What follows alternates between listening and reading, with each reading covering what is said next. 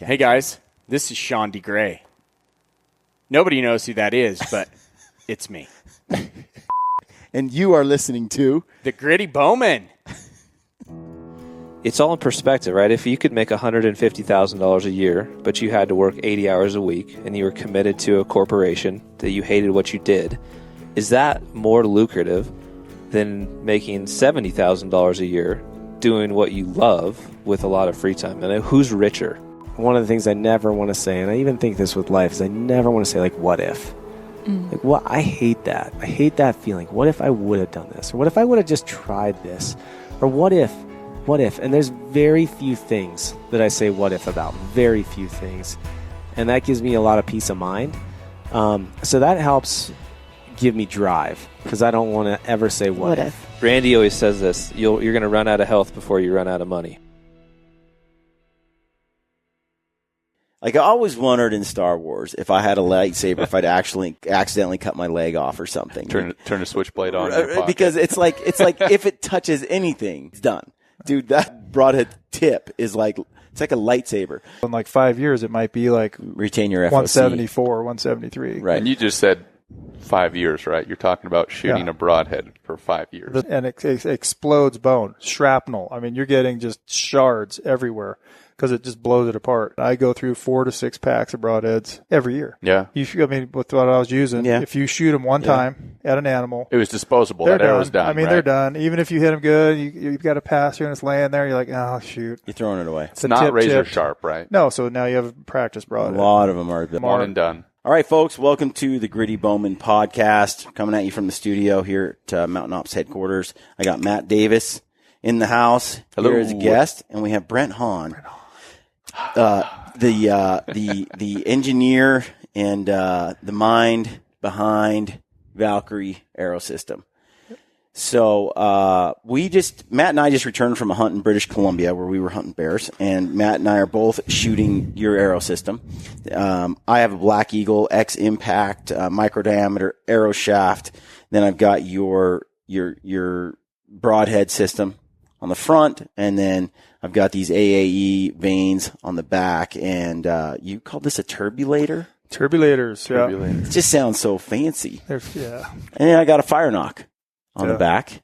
I have a little lighted knock in this arrow, and it's a tiny little knock. It's a tiny little accurate knock. Yeah. It's funny. I heard John Dudley just the other day with Randy Ulmer. And they were doing, they were talking about how critical a knock is to an arrow. And that people just guys will go in, they'll just buy a package of them for like $2 for like 30 or something. Their favorite color, right? Yeah. And he's like, you would be shocked at how much that impacts, Everything. your arrow. Yeah. So, And square in the end. You'd be shocked at how unsquare a lot of the arrow Let me see shafts that. are when you I'm get interested to see that. I've been just shooting the gold tip ones, and they're kind of flimsy on the sidewall, but they fit my string perfect, super crisp. I've never actually seen one of those. yeah. So we're going to get into, we have, Brent came all the way from Oregon to join us today. And, we're going to talk to Brent about the Valkyrie system, as you're the, kind of the, expert here. Yeah. Matt and I just kind of speculate. So There's a lot of experts. yeah. You've been on the podcast before. It was a long time. It was a while ago. A couple years ago. Yeah. So we're going to revisit that. And now that I've been shooting it and Matt's been shooting it, Matt, you've been using it for more than a year. About going on 2 years now. Got to know Brent a while ago, kind of when he was first starting. I didn't even know of Brent. I knew Joel was shooting it, and he was about the only one. And you did a podcast with Joel, and I commented on there. I said, hey, you should talk about the Valkyrie system, and I put the Valkyrie handle. Brent messaged me instantly. He's like, what's your phone number? And I'm like, and I thought it was Joel, so I gave you my number, and it was Friday night, and he called me up. I think we talked till like midnight or 1 a.m. or something like that. Well, I think what we'll do is, I'd like to cover the concept of this whole design, the whole concept behind how this is built and why it's built the way that it is. Okay. And a lot of guys are curious about building their own out of existing components on the market. So, outside of your system, because the concepts hold true. Yes. But but building something just like this is easier said than done. You can cobble it together with stuff that's available out there. And so cost is something that's a big deal to a lot of guys, especially with your system. So we want to talk a little bit about that, and then what the advantages are of maybe this just in reality compared to the cobbled together system. Snyder was using a cobbled system for years, and a lot of guys have. He was shooting almost identical setups to what we make, but with, like you say, cobbled together, all kinds of different parts, and, with the stuff you could get. Right. This manufactures arrows, this manufactures component, Yep. this manufactures knock. It was this mix and mingle and Franken arrow, archery, basically. Archery industry stuff. I mean, the stuff that you're used to shooting. Mm-hmm. So tell us a little bit about the concept here, and how did you come up with it? Well, the concept it's all started with a broadhead design. And Which we got here. We got our broadheads, the Valkyrie Jaggers. Let's pull this sucker out. And he brought one. So Look wicked. they look really wicked. But the cool thing is, when I saw a friend of mine told me that we were going to do a single bevel two blade just for penetration and all that stuff. And you should talk about that, because there's a lot of guys that are like, well, if it's for maximum penetration, why is Brent making a 3-blade versus a 2-blade? Yeah. I get asked that all the time. I always wanted to shoot a 3-blade to cut more stuff, and I was like, that single plane going, even if it's spinning with the single bevel, you could be right next to an artery and miss it. I mean, you could be within an eighth of an inch, and you're not cutting anything. I had a 2-blade plane on the shoulder blade of an elk last year. I just shot it, an inch or two forward, and I caught the backside of it, and my arrow skipped forward, hit that T-bone kind of shaped piece, and stopped right there. I lost all energy on a 20-something yard shot that I should have just dumped that arrow right through her. Yeah, well, there definitely been a bunch of studies done on broadheads and all that stuff. Right. And I was a big 3-to-1 ratio single bevel 2-blade guy. And because, worst case scenario, if you hit heavy bone, being from Oregon, we work too hard for a shot. I mean, you spend all season getting one shot, you want it to work. We're not like you Utah people. Yeah, but get like 5 opportunities a day on elk. No, but so you have a lot of time to think about when you have a failure after that, and I had several. Your whole season's shot because of you made a decent shot. The elk turned, you hit him in the shoulder, made a loud crack, arrow went in 2 inches, he ran off. Your season's over. And I'm like, you didn't even really miss. You made a good shot. Right.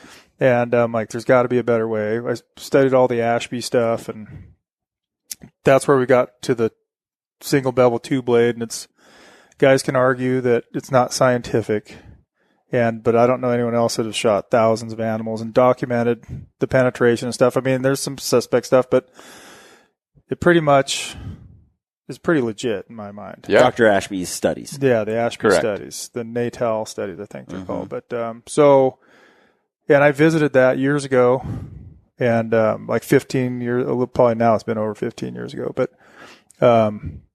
honestly, there was no way to do it. I mean, then Grizzly Stick came out with their stuff, and I'm like, oh my God, we can actually, because I'm in there on grinders and trying to make glue on this and that, and trying to stuff and rope in your shaft. And so when you say do it, do what?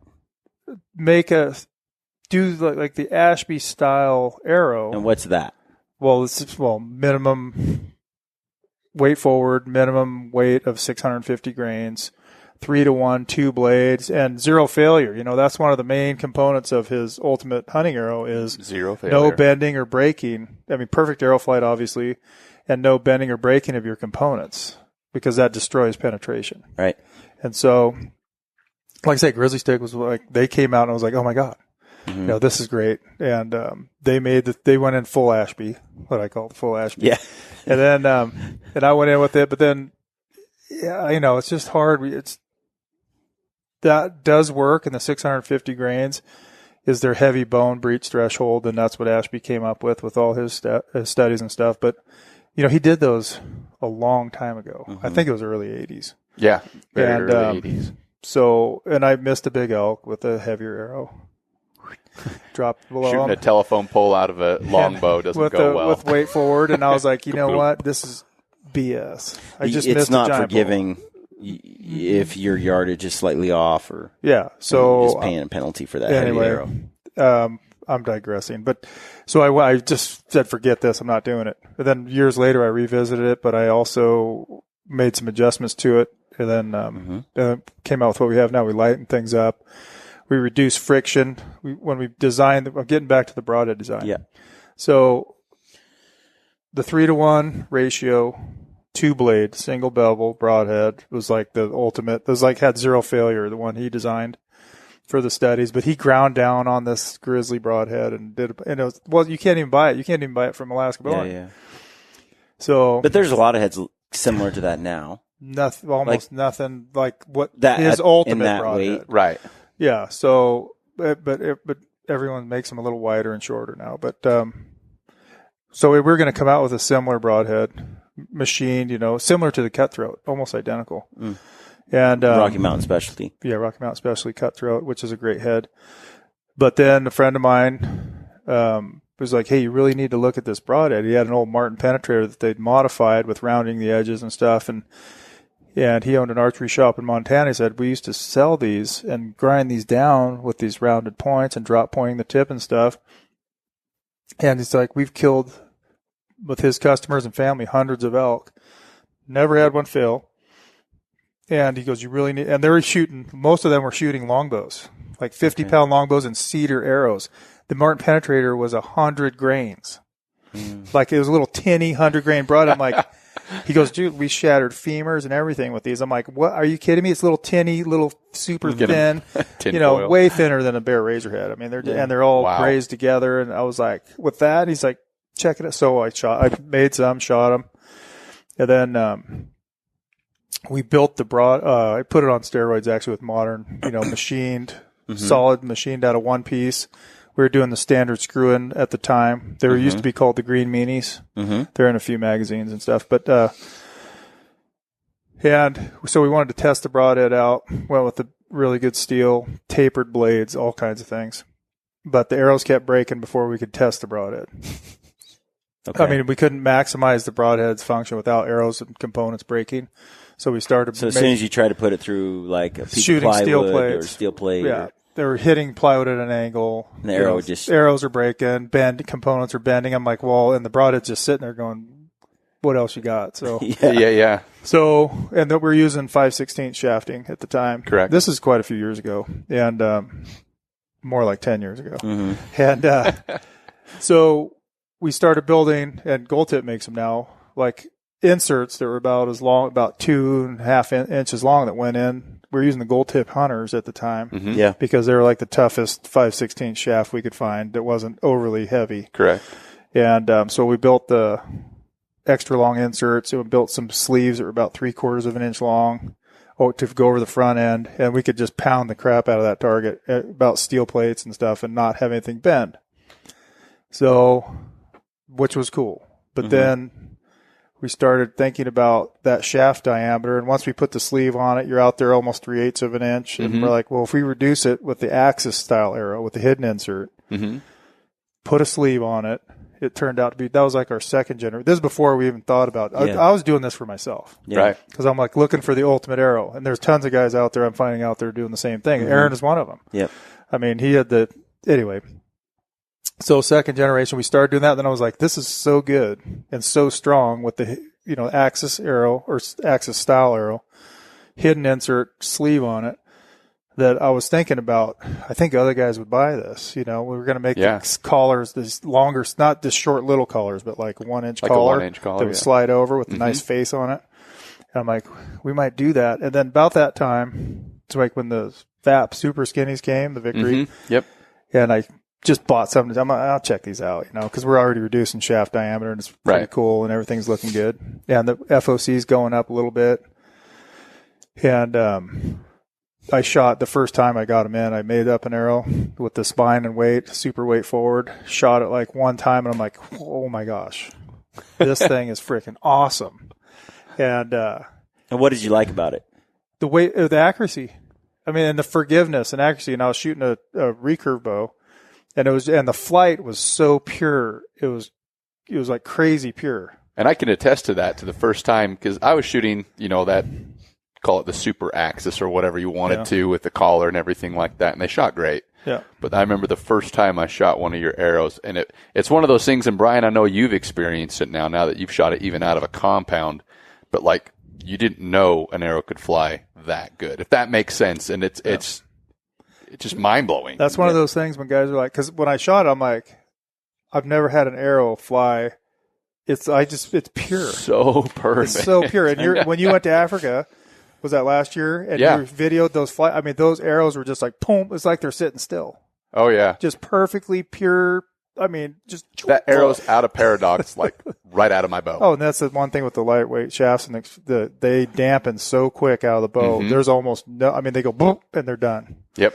I mean, you could slow mo it all you want, but they're done. I mean, the heavier shafts, it takes them, even with good carbon, it takes them a longer time to slow down. But we're going to digress into tons of stuff. Yeah, no, that's great. That's there's so many ways to go. Well, because I shot him. One of the reasons I contacted you was because shooting in heavy winds, like up on Snowbird when we were doing the tack. Oh yeah, there was some heavy wind, and then it turned out on my Colorado hunt and my Montana hunt for elk, both those hunts during the month of September, I was just getting pounded by wind. That Montana hunt was crazy. And then Alberta, on that buck I shot, it was like a 50-mile-an-hour headwind.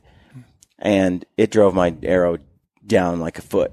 Yeah. You know, and I got to a point where I had to aim off so far with my system that I was like a mystery. You're like just guessing. I hope. Well, you're guessing. And I didn't like that at all. And then I went to Joel's place, Iron Mind, and we were shooting in some wind, and he was showing me this arrow, and I didn't have to aim off at all. Yep, you in don't the wind. usually.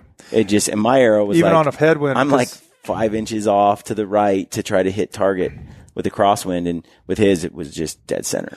Yeah, and even on a headwind with the reduced fletching, and that's one of the things that I wanted to bring up when I revisited the weight forward. I reduced the fletching on the second round, which is where we started with what we have now.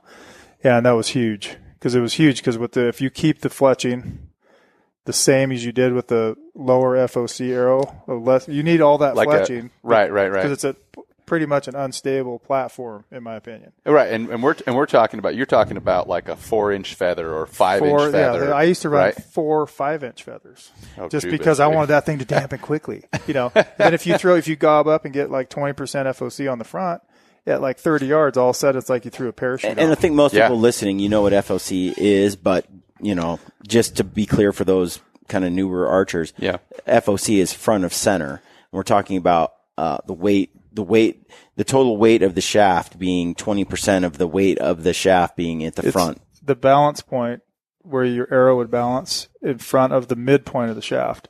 So 20%, like a 30-inch arrow, a 20% FOC would be 6 inches. It would balance 6 inches in front of the midpoint of the arrow. Right. It's just and the further forward you go, the more stable, quicker dampening, more stable, more forgiving the arrow is. I think Matt explained it well in the last one when you talked about a rock with a string on it. Mm-hmm. That's exactly what it is. It's basically, you picture that string being your shaft and the rock being the mass weight of the front and center balance. That's fine. I didn't even hear you say that, but that's something I was thinking about discussing, because that's when we're talking about the head pulling the shaft. It's the same thing. It's the same thing when it goes through bones or even branches you can't see. It may knock the rock off course a little bit, even glancing off a bone, but it's still going the same direction. It's so minimal. Yeah, when you have the shaft pushing the head, it gets knocked off course an inch or two, but now it's pointing in a different direction. Now the arrow's going in a different direction. Yep, the vector has changed. Yep. That's how you get these 90-degree angles in animals when you get them. And you're like, what the heck? I've seen guys, even with compounds and stuff like that, clip the tiniest blade of grass or branch, something that you could walk up and blow on it, it'd be out of the way, and their arrows just go, yep, they change direction. Gone. Yeah. I just got back from Pennsylvania, Total Archery Challenge. I was telling you guys before we started, I shot an arrow 50 yards, and I hit a tree at 20 yards from the target, snapped the arrow in half, and the tip continued straight on and into the vitals of the target. That rock kept pulling that string. That rock still hit the target. I still hit the target, even though with lots of penetration. Yeah. Even though, so I lost momentum, I broke an arrow, all that stuff, but the weight forward part of the arrow just still went all the way. Because it was being pulled. Because it's being pulled, yeah. That concept just, it really, displayed itself on that in a situation like that. That weight forward thing, and that's kind of what we did. What our original design platform was 19 to 20% weight forward. Is kind of what Ashby found, where there was a significant jump in post bone breaching penetration. Mm-hmm. Now you tested this on your own as well, messing around with weight forward, and you were saying for you what you found was there wasn't really any value on a weight forward system, at least noticeable once you got below 19, 20%. The same thing that Ashby found, because we're mostly building this stuff for penetration. Mm-hmm. And so as we increased the FOC, we noticed the groups and accuracy kept shrinking. And I was like, so that's when it kind of dawned on me. I'm like, well, let's try something. And Ashby did some extreme stuff. And it seemed like the higher we went with FOC, and we're trying to manage weight too. Right. Because we got to keep the overall arrow weight, manageable. Right. So you got, and that's why I tell guys always want to talk about FOC, mm-hmm. and I'm like, we have a chronograph, but most of the time we don't even bring it out. We bring it out after, right? So guys can see reality, because guys have a vision in their mind of like, I need to be shooting 290, right? Then we'll compare. Well, let's do reality. Go out, shoot a course at distance with our arrows, with our reduced fletching and that kind of thing. And it's a different trajectory, and then see what you like and what's acceptable to you. And then you're like, that's not too bad. Here's 290, here's 270. It's like not a whole lot of difference. It's really not. And guys are like, whoa, I didn't even, that's crazy. I'm like, well, that's why you have to try it. That's why we did the test kits. Because the hardest thing for us, for guys to do, is to get the arrows in their hands. Right. Let them shoot them. Yeah. You have to experience it. It's what we were talking about. I mean, throwing a 200 grain head on your arrow freaks most guys out. Oh yeah. I'm like, and we do it at my house all the time. I just put a 200 grain head on there and go send it. And they're like, well, I'll miss the target. I'm like, no, we'll just get out at 40 or 50 yards. I'm like, just put your pin on it. And almost everyone shoots high because they're just putting their pin on the top of the target so they don't miss. Yeah. And they'll end up being, so it's only, usually it's about 3 or 4 inches lower than their 100 grain head. Yeah. And they're like, what? And I'm like, I'm telling you. And that's with their arrow. Right. So as soon as we start reducing all the drag and stuff with our arrows, we can increase their overall arrow weight, keep their trajectory the same or even better. Mm-hmm. And even though it might come out a little slower, they don't drop as fast. So much more stable, so much more consistent. So back to the broadhead, tell me why 3-blade and why not the traditional, that was the 2-blade, right? Bevel 2-blade. That was a little transgression, wasn't it? So back to so big proponent of the 2-blade. Mm-hmm. After testing this, and we started shooting through, and one of the biggest things that happened to me was I was going hunting with the prototype Jagger, the Green Meanie, and I was at 60 or 70 yards with like a 70-pound longbow. Mm-hmm. I just sharpened the broadhead all up nice, and I have a target house with the big target in it. Well, I missed, and I just plucked the shot. Oh, a little open looper. For all you closed loop guys.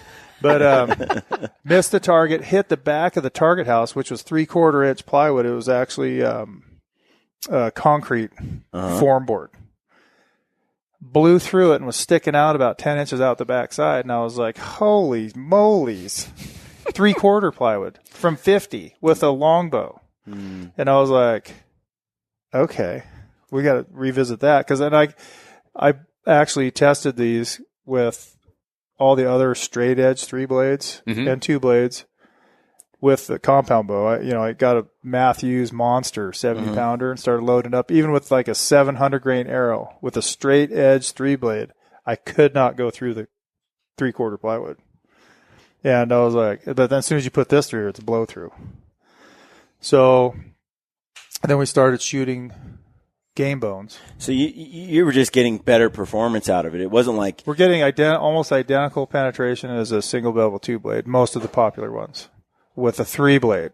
So you got 3 instead of 2 because of the profile. Just Because it's not a straight edge, right? You've got it's your not a concave. straight edge in this thing. It looks cool, of course, but They're all this gnarly. stuff was built in for a reason. Like the profile of the front 2/3 of our broadhead has the same mechanical advantage as a 3-to-1 ratio 2-blade. Correct. But we couldn't keep it the whole way because the thing would be like 5 or 6 inches long. Right. At that point, you got to taper out. Yeah, because to get to the cutting diameter that you have, that you need. So, but we kept that in there because that's what gets you in the door. Yep.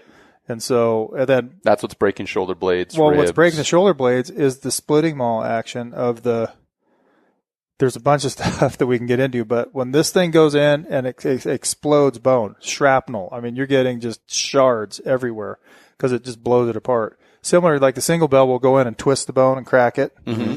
Helps your penetration, which is awesome. Great. I mean, that does awesome.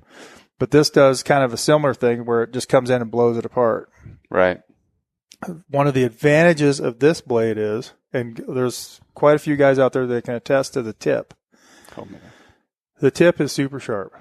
Yeah. So, but it's also okay. drop So point. that's a complete understatement. Okay, like I feel like they're sort of like I always wondered in Star Wars if I had a lightsaber, if I'd actually accidentally cut my leg off or something. Turn a switchblade on in your pocket. Because it's like if it touches anything, It's done. it's done, dude. That broadhead tip is like.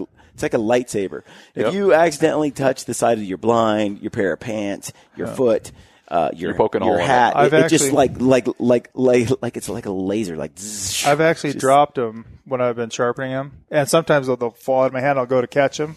Bad But then- idea. but- Instinctively, right? I've actually dropped it on my foot, and it's gone through my shoe. I'm like, geez, ow, that hurt, Pokes you.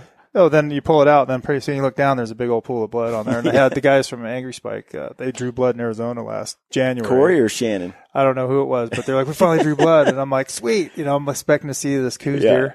And it's, he shows a picture of the top of his foot where they were loading the quiver and dropped one down and went through his boot into his foot. No He's doubt. like, thank God we didn't hit a tendon. I have never seen something a blade this sharp, or a blade that retains the sharpness like And this. it's easy to resharpen. Yeah. Yeah, with our sharpening system. And Oh, I'm messing around with some other good broadheads Yeah, out yeah. there where guys are coming out with something. They get it. They want it sharp like that, made out of better components. But this thing's unreal. But I want to back to the tip. Mm-hmm.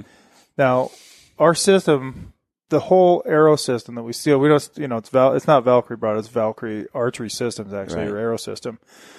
But the tip, not only is it super sharp, but if we had just a straight needle point, it's fragile, right? And so we started shooting. We're shooting elk bones and scapulas and stuff. And then it was bending a little bit at the tip, so we started. If you notice, Tapering that. we point. started drop pointing the tip in until we got zero bend or break on elk bones. So we stopped there, and there's a reason why. Because guys are like, well, that tip's going to bend. I'm like, yeah, if you shoot rocks or concrete, that's going to bend, or rebar. But we stopped there because this sharp tip shatters bone, but it also, when it goes through hide and hair and muscle and tissue, there's almost zero resistance. You could walk up, our hide breach is like 2 pounds or under. So you could walk up to an elk with an arrow and just go right Your through arrow's them. gonna go deep. You could just push it right through them. So when we hit bone with these, with the two blade, like even if you needle sharpen like a 2-blade Zwickey broadhead or any of the Tano tips, Yeah. it's going to take you some effort to get through that hide. Right. So you're chewing up your energy, and by the time you get to the bone, because then you got to go through muscle and gristle and all that stuff. By the time you get to the bone, you've already soaked up a ton of energy. And I can attest to that. I mean, this past year when I was out in Africa, I shot a blue wildebeest, right? And the guide was super worried that I was going to shoot a wildebeest with a low poundage recurve. I was shooting, it was 52 pounds at my draw length, and the arrow was only 570 grains. 570, yeah.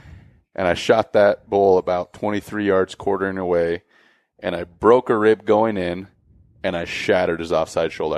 I didn't pass through stop, but my broadhead was hanging out about 4 inches out the other side. Didn't even slow down Your arrow. my arrow at all. I mean, just Well, you're hitting the bones with the full thrust. It's almost like you're hitting the bone with nothing. there's no resistance before it gets there. It's an angled rib. I mean, the animal's quartering away. I'm not shooting it perfectly broadside. I shattered it at an angle on a round edge rib. Everybody knows what a rib looks like. So I shattered this oval-shaped rib. It didn't glance. Didn't glance at all, which is an experience I had with the two blade, like I talked about earlier. Continued going on. Got both lungs, top of the heart, and shattered his offside shoulder. It's designed to, the whole system is designed to not glance. If you hit the edge of the blade on a bone, the back where it flares out, it's going to move a little bit. Right. But it's still going to maintain its Is that course. because the tip is so long?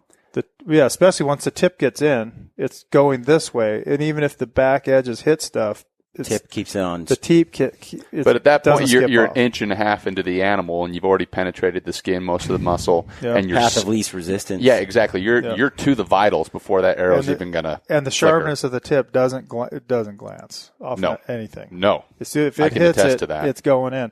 And that's part of the problem you get with the steeper angle broadheads is they can glance off stuff or you hit the edge of the thing. I mean, all of a sudden they're going a it's different just direction. steering it wrong. And retaining edge, you were talking about that because we were talking about this the other day. You're like, look, if you shoot through a broadhead target, which this goes often all the way through to the other side, and I have to unscrew the head off the back, like when we were at Landers. Oh yeah.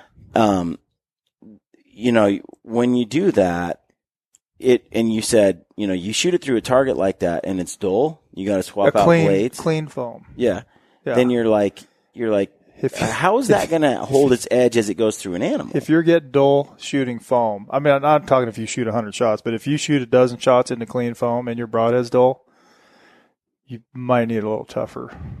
Because if you're going to go through, especially if you're elk hunting and an elk's got caked on, dried up dirt mud, on them, hair. it's going to be a butter knife by the time it gets in there. And is that due to the material you use? What helps it retain its the sharpness, the hardness of it, right? Of the steel, yeah. A lot of guys like a softer steel because it's easy to resharpen, which is true. But this is stupid easy to resharpen. But you have to. Conventional methods don't work on it, so you need to have the sharpening wheels. Or I know Aaron's using the Work Sharp. That's kicking some butt there. And in fact, we're going to start talking. We want to talk to those guys because we want to have them build a little wider belt for these. Okay. I've even used, and I took it out there, I carry one of those little $5 Rata sharpeners. Just little two wheelie things you can get off Amazon or whatever. And that's like my field sharpener. And we sharpened Brian's broadheads with that when we were out there. And I've had... Now, is it as mirror sharp as your sharpening kit with the wheel system? No. We could talk about that too. And that's stupid easy because I suck at sharpening stuff. I'll be the first to admit. Wheel kit, the smooth sharp also is another huge factor in penetration. So that's especially guys. What's that mean? Smooth sharp is if you look at these broadheads and you wipe the jag wax off, they almost have a mirror finish on them, and they don't feel very sharp. You can handle them. And they don't feel, guys, when I first started selling these, I'd sell them to guys, and the guy's like, well, I had to resharpen it. I'm like, oh my God, what'd you do? He goes, well, I took a file to it because it wasn't sharp. And I'm like, the only thing you're going to do with a file or a diamond grit anything is dull it. You're just going to bastardize that edge. So how I did it, because I was like, well, maybe I didn't sharpen it, but did it have grease on it? He's like, yeah, it was greased up. I'm like, because that's as soon as we get got your jag wax on it. As soon as we get the jag wax, as soon as they get done getting buffing the finish off them, then the jag wax goes on. But the smooth sharp, I noticed when I was testing out the lower limits of our system and penetration and stuff. So I grabbed like a 40-pound longbow, and that's one of the things I get guys all the time that want to test broadheads and strength of systems. Just real quick. But if you do it with like a 70-pound compound, you can't test relative strength because you're going to blow everything up. If you're shooting rocks or steel drums, I shoot steel plates and drums like that. Yeah. I said, so I was like, so when I was doing that with the monster, everything shatters. So I was like, well, so much energy, right? We need to test relative strength. So I dropped down to like a 50 or to 60-pound longbow to slow things down a little bit, and then you could use steel or a medium like that to see what's stronger than the next thing. Because if everything's blown up, you don't know. Yeah. That makes sense. Because we don't hunt with steel, or we're not shooting. That's what all the time. I know guys are going to get mad, but I don't design archery components to shoot rocks and rebar. So, I mean, if you hit that stuff, you might make it, you might not, especially with the broadhead. But it's all designed to not fail on game animals. Correct. Period. I mean, That's where, how all broadheads are. That's for the pretty most part. much for the pretty much for the most part. But that's where that's like, just like the tip. I mean, guys are like, well, that tip's going to bend. Not on a game animal. I don't know of any yet that have bent or broken on a game animal. So you were telling me something about the bevel one time, and I never understood it. The 60-degree bevel. Mm-hmm. So, but it doesn't feel sharp to the hand. Mm-hmm. So, and you can go this way. You can go, don't go that way. But it's a different. It's very steep angle, so it makes the edge even sharper. You know, with the single bevels, even the good ones, it's like a 26 or it can be a 30-degree bevel. 30 degrees, pretty but it's standard, pretty. yeah. I mean, so it feels sharp, and you can shave it. Well, you can shave with these too. Yeah. But you can shave with those and everything. But sometimes that tip will you'll get some chatter or edge roll on it. Yeah. On heavy, Get that burr, right? On heavy tissue. So with these, there's none of that. I mean, Nope. So so you ended up going with 3 instead of 2. after testing that, and then I was getting back to the bone thing and the smooth edge. So I got a 40-pound bow, 450 grain arrows, like the lightest setup I could make that shot decent to keeping the flight pure. Yeah. And so we started hanging elk scapulas. And so I took the first one I had, it wasn't sharpened, it was just straight from the machine shop. Yeah. And I shot the elk, just an elk scapula hanging in the air 6 inches in front of the target. And I shot it with a 40-pound bow, and I'm like, this feels like a kid bow. Shoot it, it sticks in about 1.5 inches, and it's hanging there. And I'm like, that's not good. And so I was like, wouldn't go through an elk scapula, the flat part. I mean, it's almost, that's not very thick. And I'm like, God dang. And that's with what? That was with one of these. One of those. Okay. And I was like, God dang, that's pretty bad. But I'm shooting a super light, pretty light setup. I mean, and I was like, I'm like, geez, I'm looking at it, I'm like, oh, I didn't sharpen the broadhead, but I'm like, still didn't go through. That's weird. So I take it in, we get on the wheels, buff it out, get it all sharp, shaving, go back out, shoot the same scapula, just over a little bit, goes through it. The scapula's there, arrow goes right through it into the target, full penetration, scapula barely moved. And I was like, okay, that was different. And so it just went through it like it wasn't there, like paper. Didn't and I was slow like, down. holy cow, that was awesome. Went from no entry to just right through it. So and that's just through your sharpening. Just from method. sharpening. Yep. And that's why I tell you, sharp broadhead, especially low poundage guys. I'm all about low poundage, man. Low poundage guys. Well, yeah, and I wasn't until I met Joel Turner. And then, but anyway, super important. So I texted a buddy of mine in Idaho, and I'm like, dude, just blew through the scapula like a 40-pound bow. Like blew through it like that. He's like, shoot the thick part. I'm like, all right, well, I'm getting the longbow out at 20 yards. And this is at 20 yards. And he goes, he wants me to hit the little bottom knuckle part. I'm like, Right. Okay, well, here we go. Hopefully I can hit it. Anyway, so I hit it just above there, where it's about 1.5 inches thick. Like it's pretty much not the knuckle, but the thickest part. This is right. hanging? This is hanging on in a rope. front On a string. I just had it on Did a it string. have a string out the top and bottom so it can't just pan? hanging so it could move, so it could swing. Because I want to see, let's see what happens. Is it going to glance off, right? Yeah. So I go back in, I buff out the head again to make sure it's all nice and shiny with the wheels. Go back out to 20 yards, shoot, hit the right above the knuckle part. And it was almost like those, I don't know, whatever they were, the Ginsu knife commercials where the guy chops a candlestick or something. You'd think he missed, then it just falls off. Yeah. So I shoot that scapula. It just goes, a chunk flew off. It just fell off. And it just and stuck in the target again, like it wasn't there. Right. And I was like, I don't know if I saw that right. And I get up there, and there's a chunk of bone, 2 chunks of bone on the ground. And the scapula barely moved, and I'm like, holy smokes. I just went through like 1.5 inches of elk bone. Like a lightsaber. It was like a friggin' lightsaber, and I'll tell you, and that was smooth sharp. And so then I didn't sharp, and then I did the same test on plywood. Like I would start with a smooth one, it'd blow through, then I wouldn't sharpen it. Then pretty soon it'd go just to the back edge of the blades. I just pull it out, shoot it again, then pretty soon it's here. The duller it got, the less and less you get penetration. Right. And same thing with rough sharp, like file sharp, it's dull. Oh, And file sharp's not, if you're going to talk about heavy tissue, bone, cartilage, things like that. File sharp is not sharp. And that's one thing that I noticed. I was telling Or Matt diamond too. grit sharp. When I started shooting your heads, and they're covered in the wax, which we should talk about. Jag the jag wax, wax. First of all, like I said, it was the sharpest thing I've ever had in hand. It just is insane. And then when it hit the target, it just stays sharp for shot after shot after shot. And As long as you don't have dirt in it. And that was pretty amazing. It was pretty. Well, and I did the sharpness and that because I want it to go through when you it's just like elk, if they're caked in mud, baked on, or even buffalo or anything like that. All wallowed up. Yeah, then that's like shooting through just caked on dirt. You got probably an inch or two of that, plus the hair, then the hide, and you're not even to the meat yet. I got to tell you,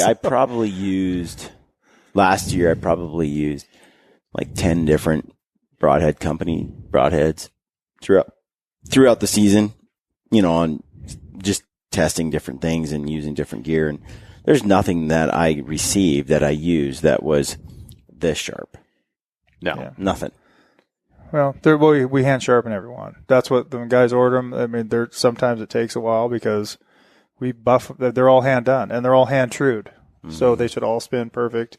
And guys like my broadhead's wobbling. I'm like, I don't think so because they're all spun. These things and our arrows when we make them are all spun like before, during, and after production. So, I think people don't realize the importance of the blade being how sharp the blade needs to be or how sharp, how effective a blade is that's this sharp. The sharpness is key, especially in low poundage. And so keeping it sharp throughout. If you're doing if you're taking a quartering away shot and you're shooting through the full length of an animal, to have it be sharp throughout the entire cut all the way to the exit hole. You're not going to get that with some of these heads that come out of the market. They're going to be dull after. Well, just if you look at the Rockwell and the type of steel, that you can pretty much guess what if you're down around 50, Rockwell 52, they're going to work pretty good in soft tissue and stuff like that. But bone's going to. I mean, as soon as you hit even mostly hunting elk and stuff. I mean, if they got dirt and mud on them, it's going to get pretty dull pretty quick. And that's kind of I always was thinking that, that's why you don't get the blood trails a lot of times because you're shooting a butter knife through. And I actually, one time I did get, I shot an animal. I forgot about years ago. I forgot about my broad. It wasn't these. I was using some other broadhead. I think they were Wenzel Woodsman's. And it had been raining on my previous hunt and I forgot. Just put my bow away, came back, and then I went hunting again. And I was hunting on this ranch with a bunch of exotics and stuff.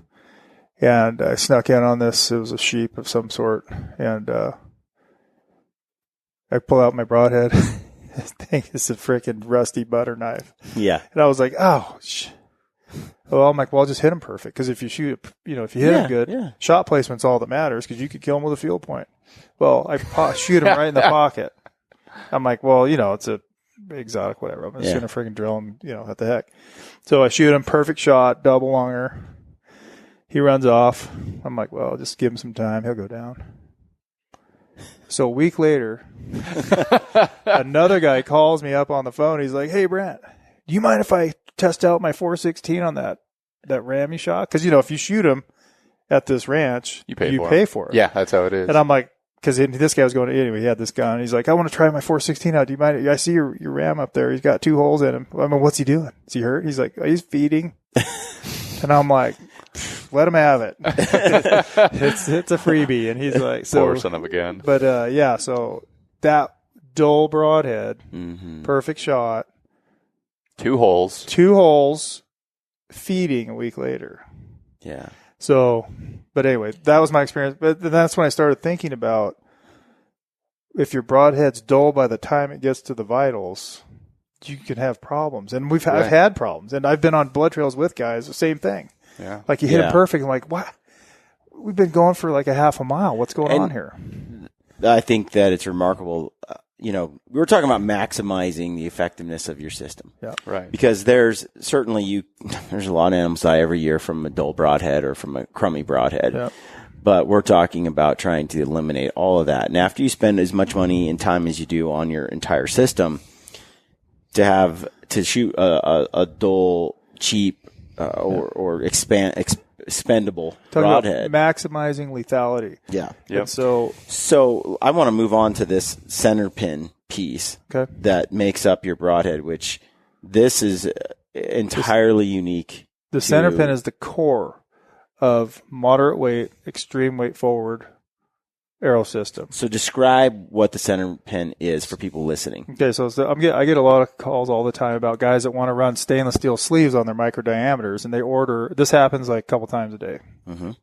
All they order is the stainless center pin sleeves because they want to improve the strength of the front end of whatever shafts, if it's Gold Tip Pierce or Right. the Black Eagles or Victories. And I always email them like, hey, you realize these center pin sleeves are for the center pins. You need center pin heads to run these. Right. But it doesn't work with regular screw in. And they're like, oh, because they're just trying to beef up their front end. Right. They just think it's a collar, a They footing think it's collar. yeah, or an outsert that Yep. they can screw in the regular broadheads. And I'm like, no, you can't do that. And so I tried for a long time to figure out how to screw on standard screw in stuff into the micro diameter shafting, because the micro diameter shafting is the platform that I want to deliver this broadhead, Right. because I can get 20% plus FOC and still keep arrow weights manageable, get around that for the compound, get around 270 feet per second Mm-hmm. to maximize. That pretty much is the sweet spot for, decent speed and maximum horsepower Right. when you hit something. So with most of the boat, like 65, 70 pound compound, Yeah. which is the most common. Mhm. So, It's about but I couldn't figure out how to attach a standard screw in to a micro diameter shafting in an efficient, strong, Yeah. Durable.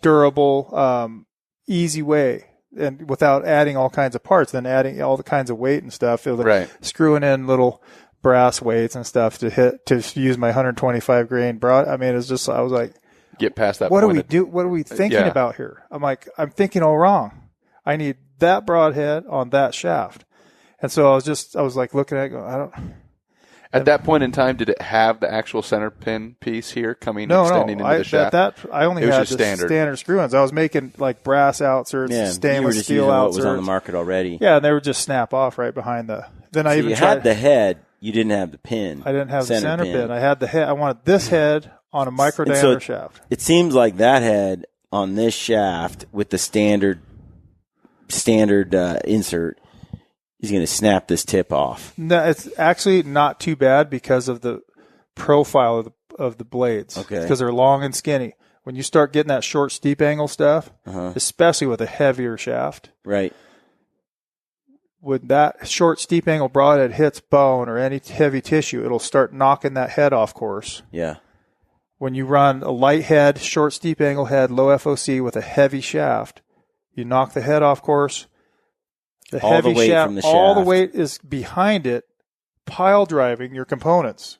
And if you have a micro diameter shaft, you usually have pretty skinny, you're Right. running pretty thin on components up front. Even with an outsert, the only thing holding it is the back of they always snap right at the back of the outsert, Right. with almost no pressure at all. I mean, as soon as they get knocked off, boom, they're gone.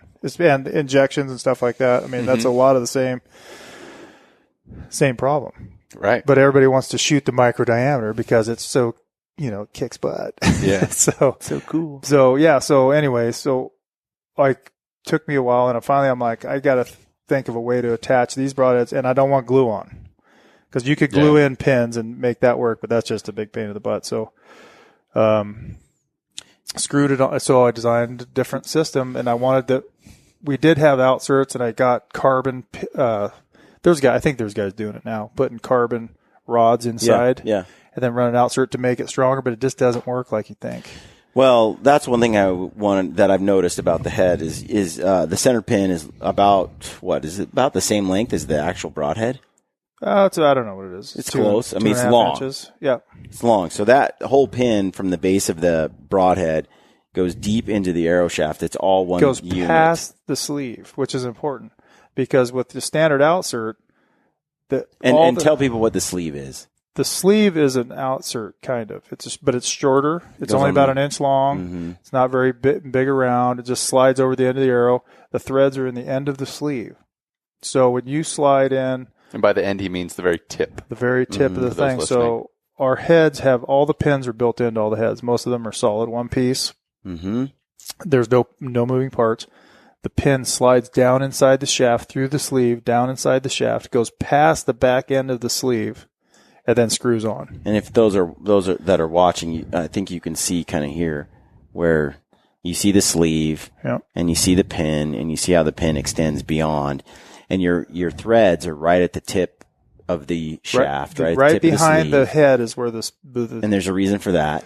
yeah, because so you can screw it on, and we use fine thread so they don't rattle loose. And then you have this rubber washer. We have the rubber bushings on the end of the pin so that when you do hit a hard object with like a glancing blow, the first thing that pin does on the inside of the shaft, it hits the shaft, it hits the rubber and cushions the blow so it can transfer the energy back. Usually when we break arrows, like hitting rocks, they break in the middle. Because we don't want to break in right behind the pin because that, we want to transfer the energy away. So, Right. and we did that because on glancing off of bones, not rocks or rebar inside of a 3D target, this is zero failure on a game animal. Right. Period. You still have like the on a tip game animal, still by the goes time it through gets the whole back there, thing. it's not going to break. I mean, because Right, it's right. just not going to happen. But they'll break right behind the here on 3D targets rebar. If because it's holding. That's like the worst thing you can do Right. is hit metal inside of a foam target on a glancing blow. Right. There's not. I don't know. I mean, that's a rough one. Well, you can just hear that arrow break. You hear it hit, and you're like, oh, yeah, sorry about your yeah. arrow, If dude. you're tail, yeah, that's no good. So Okay, and so comparatively speaking, because I have people write in all the time saying, okay, I want to buy Brent's broadheads, but I don't want to, I want to just throw them on my existing arrow. So they're not shooting for FOC. They're just wanting to use your broadhead system. okay. Well, our broadheads are designed for our lightest one. Well, we're making a little bit lighter ones now, but originally our parameters were about 19 to 20% FOC, moderate weight arrow. We could go up from there on arrow weight. We can do all kinds of stuff with that, with shaft weight and increasing head weight and all that stuff. But, we wanted 20% FOC, moderate weight arrow, which was hard. It wasn't available unless you sat there. You could do it with like an Axis. You can get to around 20, 22%. Yeah. With a brass insert and 125 grain head. And as long as you don't gob on a big arrow wrap and stuff on the back. Right. Minimal on the back end of the which arrow. is something that I didn't even notice till I started paying attention to FOC. If you add a 7 grain wrap on the back, if you want to keep your FOC the same on 20%, you got to add like 20 or 30 grains to the front to offset just that. to keep your FOC It'll the change same. 2 or Yeah. 3% based on 8, 9, 10 grains on the In back the, in end the of an back. arrow. In the So back, the back yep, is exactly. tough. And that's one of the things about those mini knocks you were talking about, the little The fire knock. The fire knock I need G. to try those. That's a good looking knock. They save a grain or two. That's like saving 10 on the front. So on what do those fire knocks weigh? Sorry, not to derail. I don't know. I think they're 5 or 6 grains. 5 or 6 They're grains. a little bit a grain or two lighter than the Easton G knock, Okay. which is what we use. Multiple reasons why you like this fire knock. I love that fire knock. And I did. There's Accuracy something is I don't paramount. like about accurate. It's still accurate. A lot of long range guys that shoot our stuff shoot this knock because the throat where the string goes is so close to the back of the shaft. There's no flex. right. There's Yeah. zero flex. We even on the Easton G's which is a good knock. We use those on our standard shafts. They do have a slight bit of flex, and this is Right. this is for the guys that are just like lights out, super good Yeah. shots. That can maybe cause you a little inconsistency. Yeah. So with this, it's gone. Right. Because you're all about, I remember the way you kind of talked to me about it, right, was looking at your system and seeing where it's leaking efficiency, right? It's, this is a good arrow, but how can it be better? When you and look at not skimping on anything. We started from the tip. Everything built into that arrow, from the very tip of the arrow, which we talked about, all the way back, all the way to the tail, has been thought of. Because we want to maximize our accuracy and lethality. Because we want to try to get the most efficient projectile we can. Because when That's what we can control. Right, After we release the arrow, it's out of our. You can't do anything. Yeah. It's done. It's all everything from that point on is all random. So you need the best chance possible of success, and that's what we try to make it so that if you're close, you have the best chance possible for getting what you're after. So on this fire knock, when I screwed up because I shot it and didn't realize they were all turned on because they automatically activate at the shot When you shoot, yeah. and then but in bright sunlight I couldn't tell they were on and I tossed them in my bag and then went back to them 3 or 4 days later and they're all dead. The battery had died. It all died. I don't even care about that. I just want a good knock. Yeah. Yeah, So- but for trad guys, that's tough because yeah. if you the only thing with them, if you draw, you can shoot them, but if you let down, they go to draw again, they won't be on your string. Oh, yeah. The throat's too short. Well, that's even how that gold tip knock is. I remember we were. No, never mind. I won't even go into that story. Well, I'm so far, accuracy is what matters to me. That's accurate. One thing about it is when I add this, so I have some with these knocks and some without, and I still maintain enough FOC with this setup that I'm above that 20%. You're pretty close. You're right there. Yeah, you're Yeah. at the bottom threshold. But I have both setups, and with that Garmin sight, because they shoot different, because these have a different grain. Right. Yeah, there's different 17. weight. Those add the Fire Knox add when you add the battery and the light switch in there. They add 17 grains. It's quite a bit. So, but for a lighted knock, that's not. But Yeah. that's on the back end of your arrow. Right. So, but that's the only thing. We don't sacrifice FOC for anything except lighted knock because I think it's that important. I do. For hunting, I think lighted knock is that important.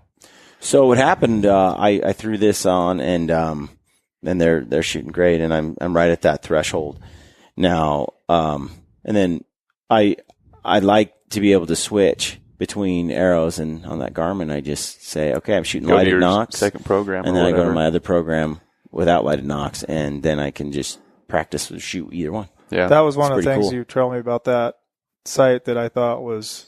I didn't even think about it. Yeah, Like, how cool is that? You can change arrows. I can shoot a 200 grain tip.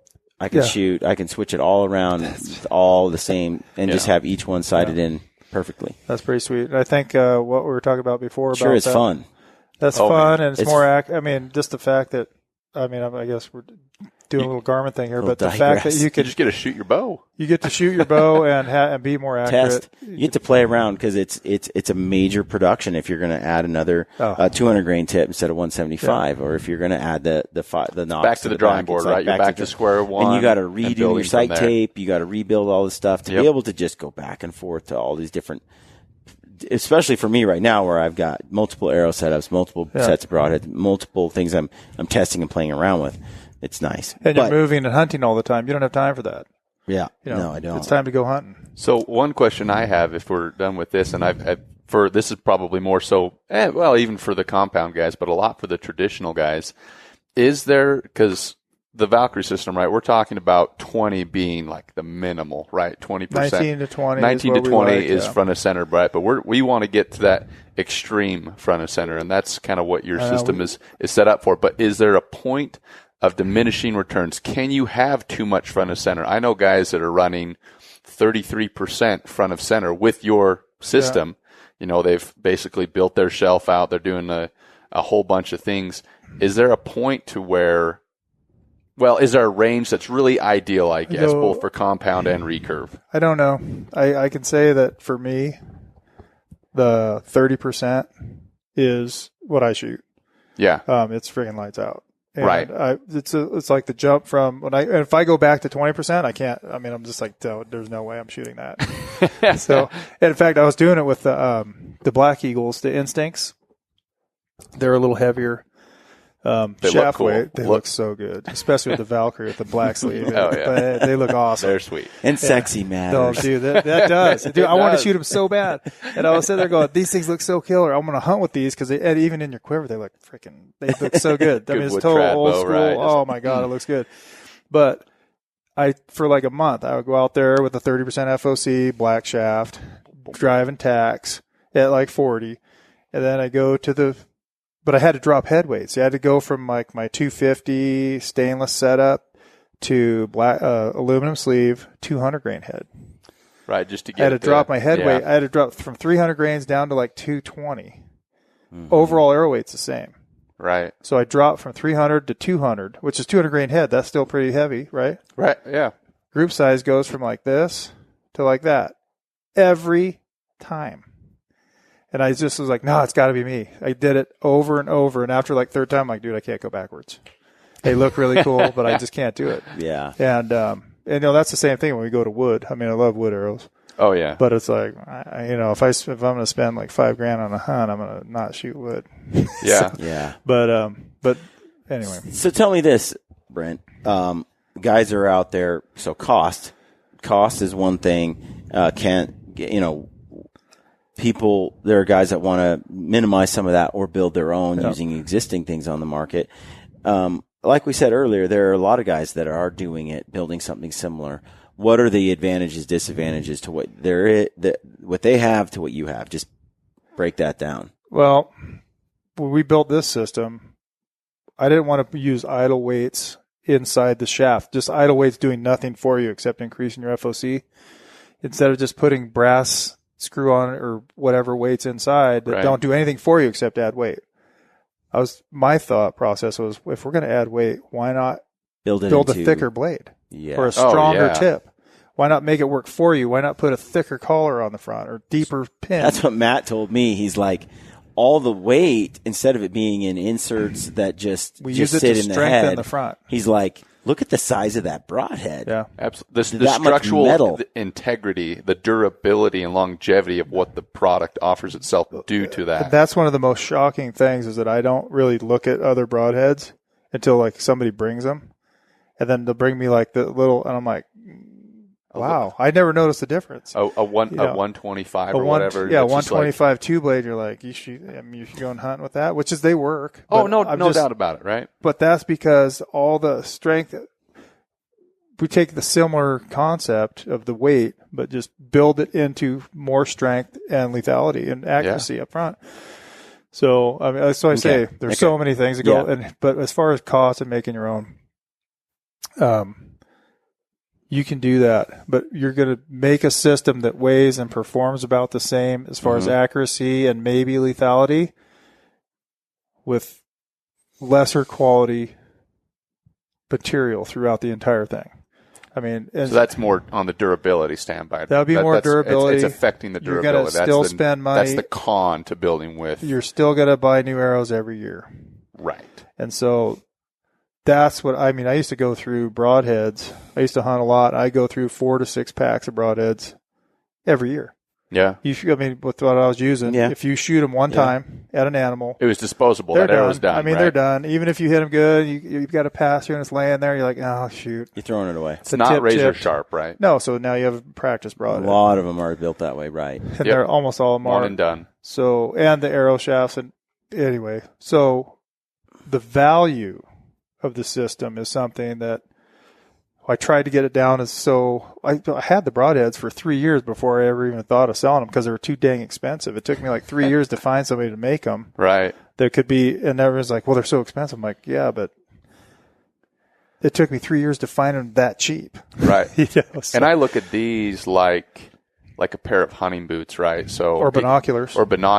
Like I used the analogy when we were talking about it on our British Columbia hunt, but for the longest time, every year I was buying, $150 pair of Solomon boots, right? And they were great boots, super comfortable, but I'd wear them out in the season. So every year I was spending $150, $160, $170 on boots every year.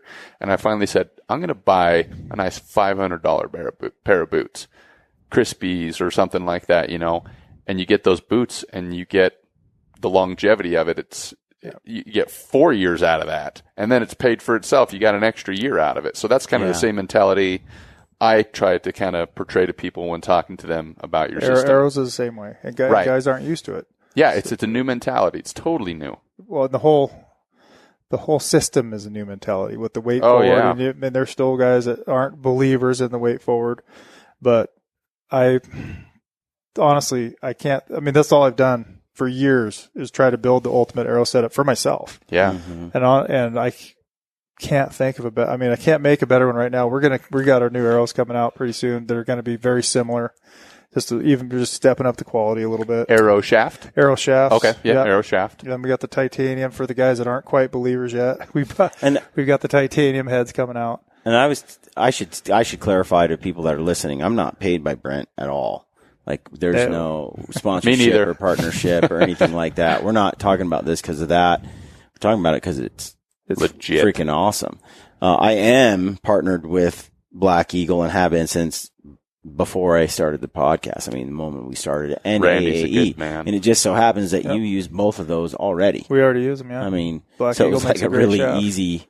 easy transition to use your stuff Well, because you're already using the Black Eagle X Impact is what we use because it's the lightest, stiffest micro diameter that we can get out with, really good quality and straightness. We don't really have to worry about straightness with them. And so, I mean, it's pretty much a slam dunk. And by micro diameter, and I almost even, because it's a 4 millimeter arrow, I call them nano. I go standard, micro, nano, because they are. This isn't a 5 millimeter Easton axis. This is even smaller. The center pin works, well, it's a 165 to 167 correct. Inside diameter. Inner diameter. Inside diameter. Yeah, if I start going with another arrow, maybe another manufacturer, and they go this small, often to get the spine I need, the stiffness I need, I'm going too much in weight. Then I got to add a heavier tip to try to get my FOC in, and then I'm shooting 250 feet per second. But that's because of the carbon, because you could use a different carbon that's cheaper, lower modulus, but you need more of it. So it's going to increase the carbon, weight, the thickness of the wall, the overall grain per inch. Yeah, but you increase strength too. Right. So I look at it, right, so it's like, for your system, Brent, the arrows that I have shot it on and the arrows that I guess I would recommend are the X Impacts. That's what I shot in Africa. Right now I'm shooting the Gold Tip Pierce, the Pierce Platinums, and then the Victory VAPs. And those are all those 4 nano diameter, stiff, super light grain per inch, but a very durable arrow. Past that, you do have a collar that will fit the outer diameter of, I think, the 400 spined Easton injection.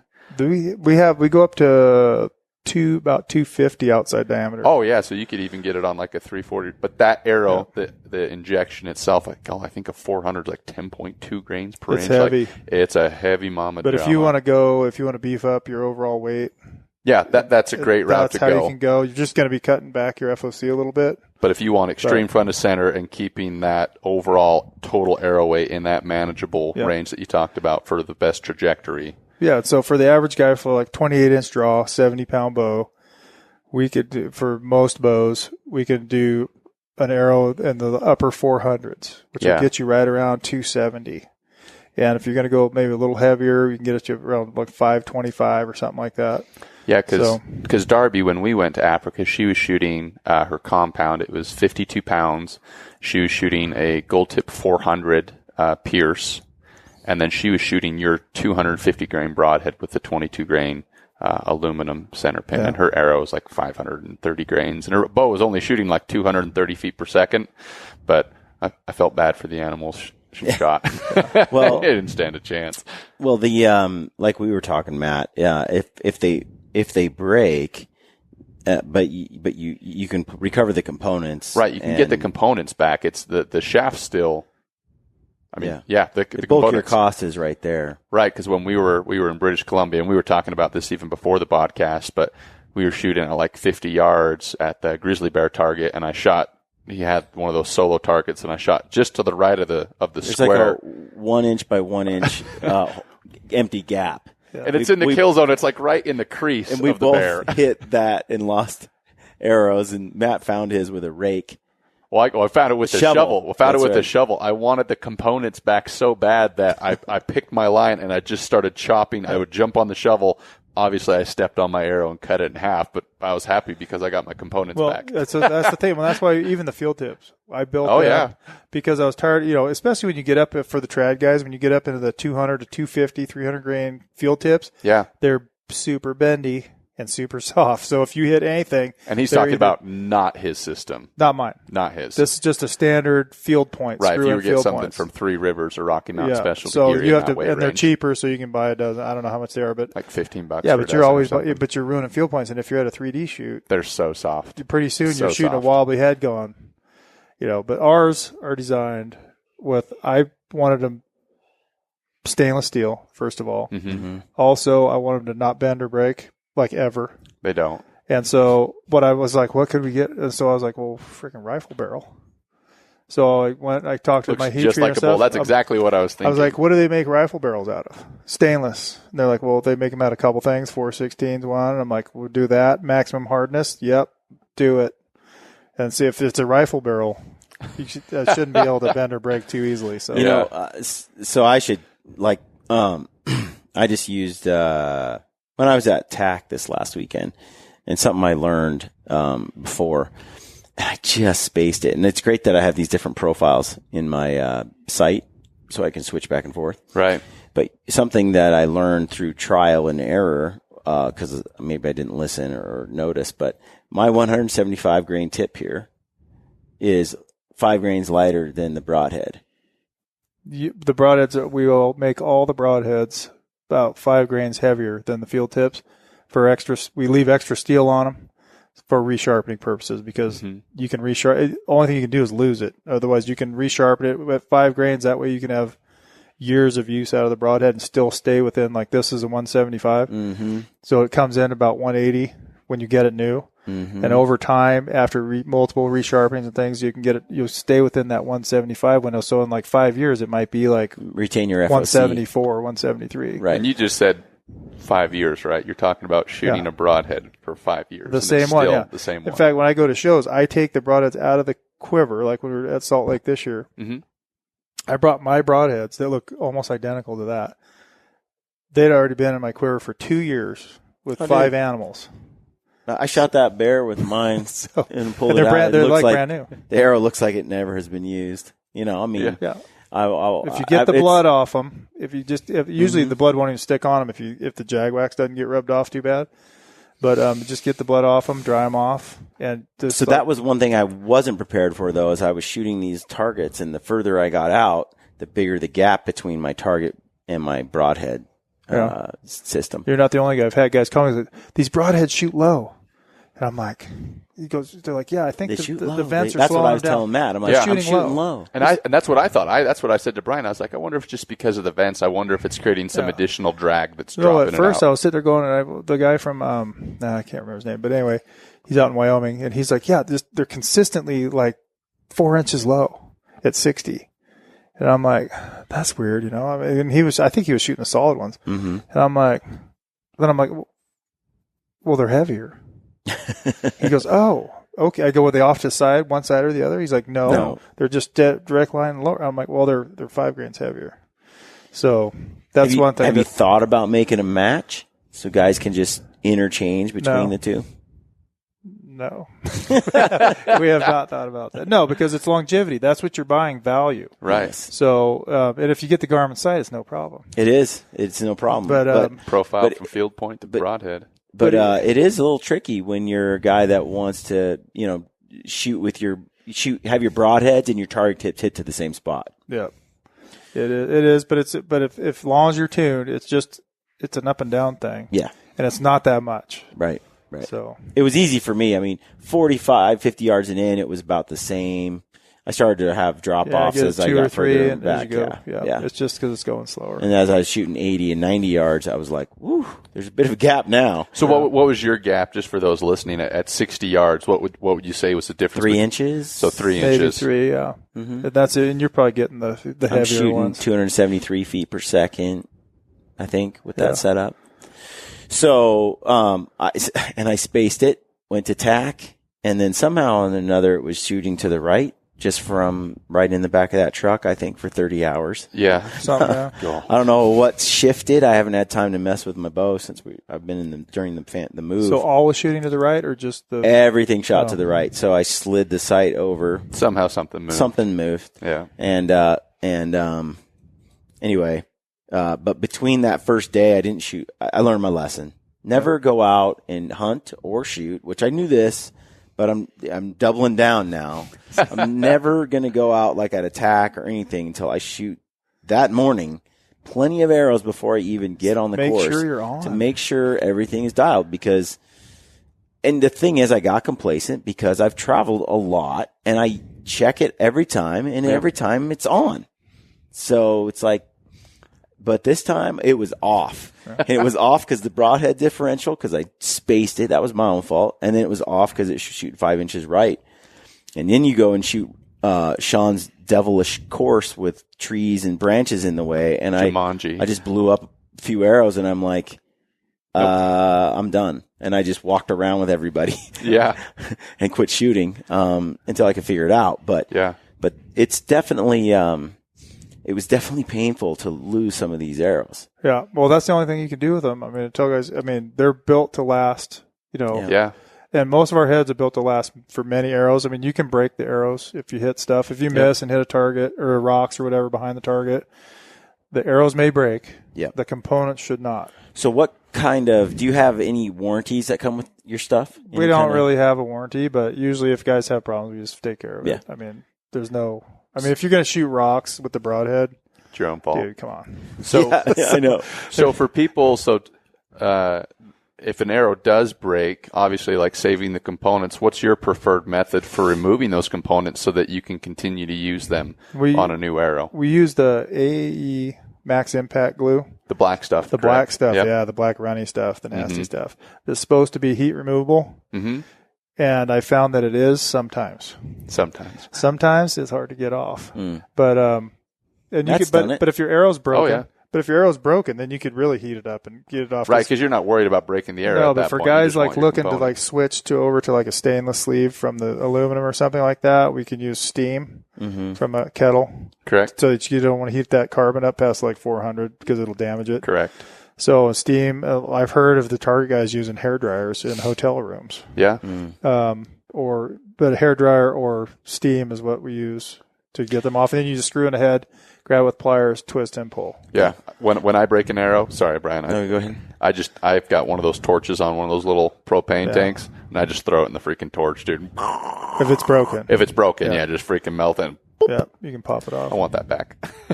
Let's talk about two other things. Let's talk about the titanium heads. Okay. And let's talk about the test kits you sell. Okay, so we're bringing out titanium series coming out. Should be out in a couple weeks. A lot of guys don't like the vents on the 200 grain because they don't like the noise. And they make a slight hiss. They're not, most all vented heads that I know of make noise. And these are fairly quiet. They make a hissing sound. They're super quiet. For a vented head, yeah. For a vented head, they're pretty quiet. But I have had a guy that just said he couldn't handle it. But so that way you can get the 200 grain with solid blades. Mm-hmm. We can even go down to, we've kind of like made we call them the short jags, but we've taken a lot of the tip off on the lighter ones to save weight. So you're sacrificing some penetration stuff there. Right.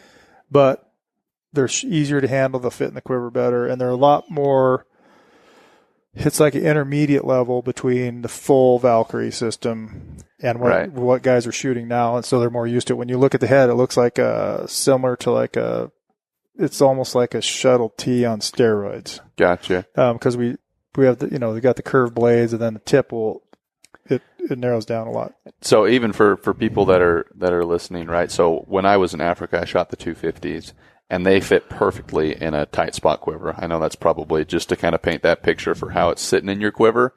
Mine fit perfect. Yeah, they fit. Just the back edge is right at the bottom of the hood. But one thing about the tight spot, if you don't preload inside the hood with jag wax, I learned that very quickly. The rubber squeegees off the jag. And these none of our heads are stainless steel. That's something we thought about for a long time, but we went with strength and sharpness over stainless. Just because if you put jag wax on these, all you have to do is just, and it stays on really good. But you have to put a little dab of jag wax or any kind of grease or whatever in your hood, in the hole where your broadhead's going to poke. Prior to. Get it in there, because otherwise that tight spot with the rubber just acts as a squeegee and just takes it right off. And even moisture in the air. Like if it's humid out, will cause that front end to corrode a little bit. So what's the with the Jag wax? What's the story on that? I used to use Vaseline. Yep. And a lot of guys use Vaseline or chapstick or whatever. But Vaseline melts off in the heat, gets hard when it's cold, and you always have to watch your heads. I mean, even when you're hunting, I hunt in Alaska a lot. Every night you got to get your heads out, make sure they're dry. And we got a little stuff there, a little oxidation there. Then you got to put it back on. And then, but if it gets cold, that stuff starts getting pretty stiff. Yeah, it gets pretty jelly. Yeah, and you're like, I hope that doesn't affect it. And also, I thought the Vaseline seemed like a lot on some blood trails was like helping not bleed. I don't know, clogging it up, right? Yeah, something like. I mean, I was just, but it just was. It was decent. It worked great for years. But I was like, if we can make something that's better, that doesn't get hard in the cold, doesn't melt off. And the purpose of it is just to protect the metal. It does two things. Once it protects the metal. We have a ceramic coating on here to prevent corrosion on the body of the blade, not the bevel part. Right. But also it lubes the broadhead up to help it get through heavy tissue a little better. Say and protects that sharp edge. When I have stuff that's got all the wax on it and one that's dry, the penetration's much more with the wax. The lube gives you deeper penetration. Right. That's correct. Which seems Brent's like selling white labeled KY jelly. It's the Jag wax, baby. That's right. Yeah. Okay. And it's non-toxic. You could, it's potable. It won't affect you. I mean, if you do wound something, it's not going to mess them up or affect them in any way. Test kits. Yep. We make test kits. The biggest problem that we have getting the word out is guys don't know what to do. They don't want to spend $500 testing it. That's what I spent years and thousands testing stuff from magazines that I thought was good. And I always wished I had a test kit so I could just, spend $50 or something like that and just get a little sample so I could try it. Yeah, I'll roll the dice for $50, right? See if it works. And so we don't even make anything on those things, and I just want to get it in the guy's hands. And the guy's like, what's best for my setup? I'm like, I don't know.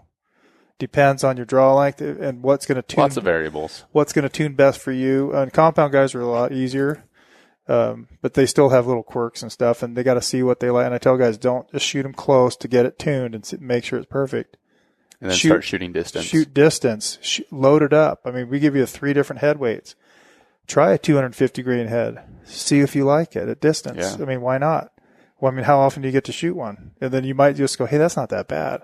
Yeah. And if you shoot animals with that stuff, you're going to increase your odds of success and penetrate heavy bone. But guys just don't see the difference. The biggest difference between a 100 grain head and a 200 grain head with a standard arrow is not much.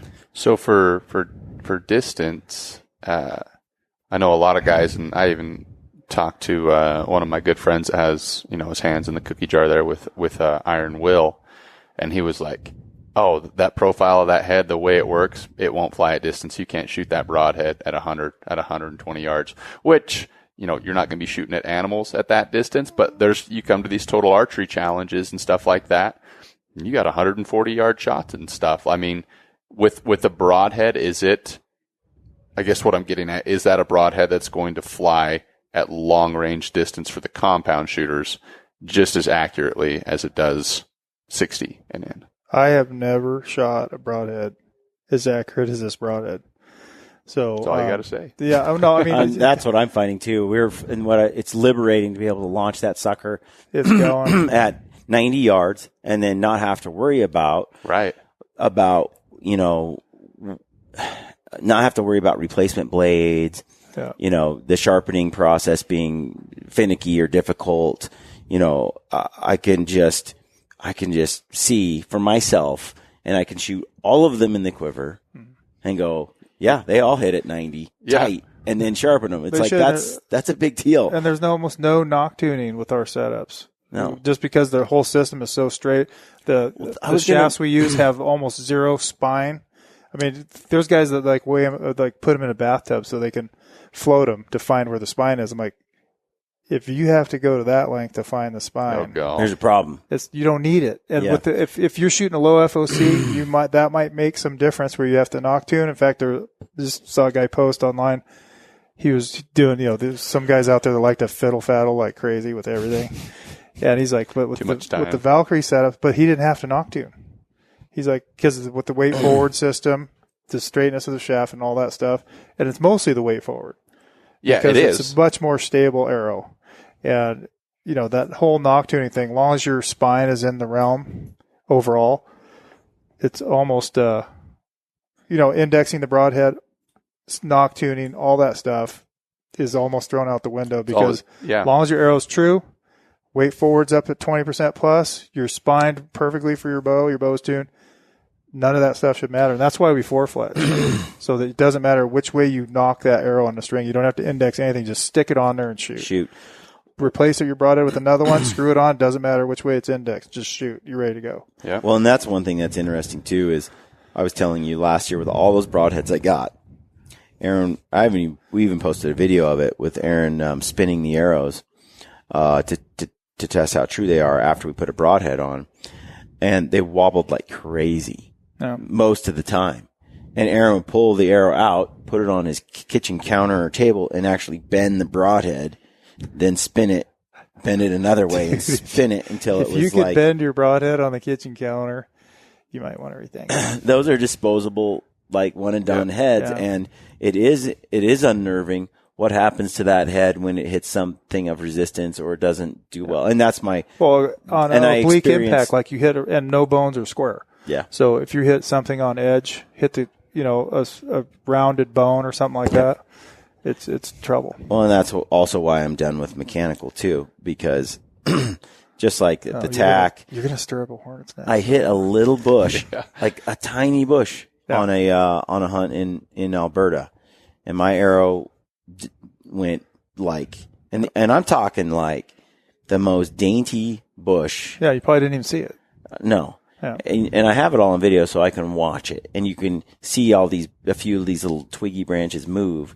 But that arrow ended up like 2 feet right, hit the deer in the neck, and then fell out. Yeah.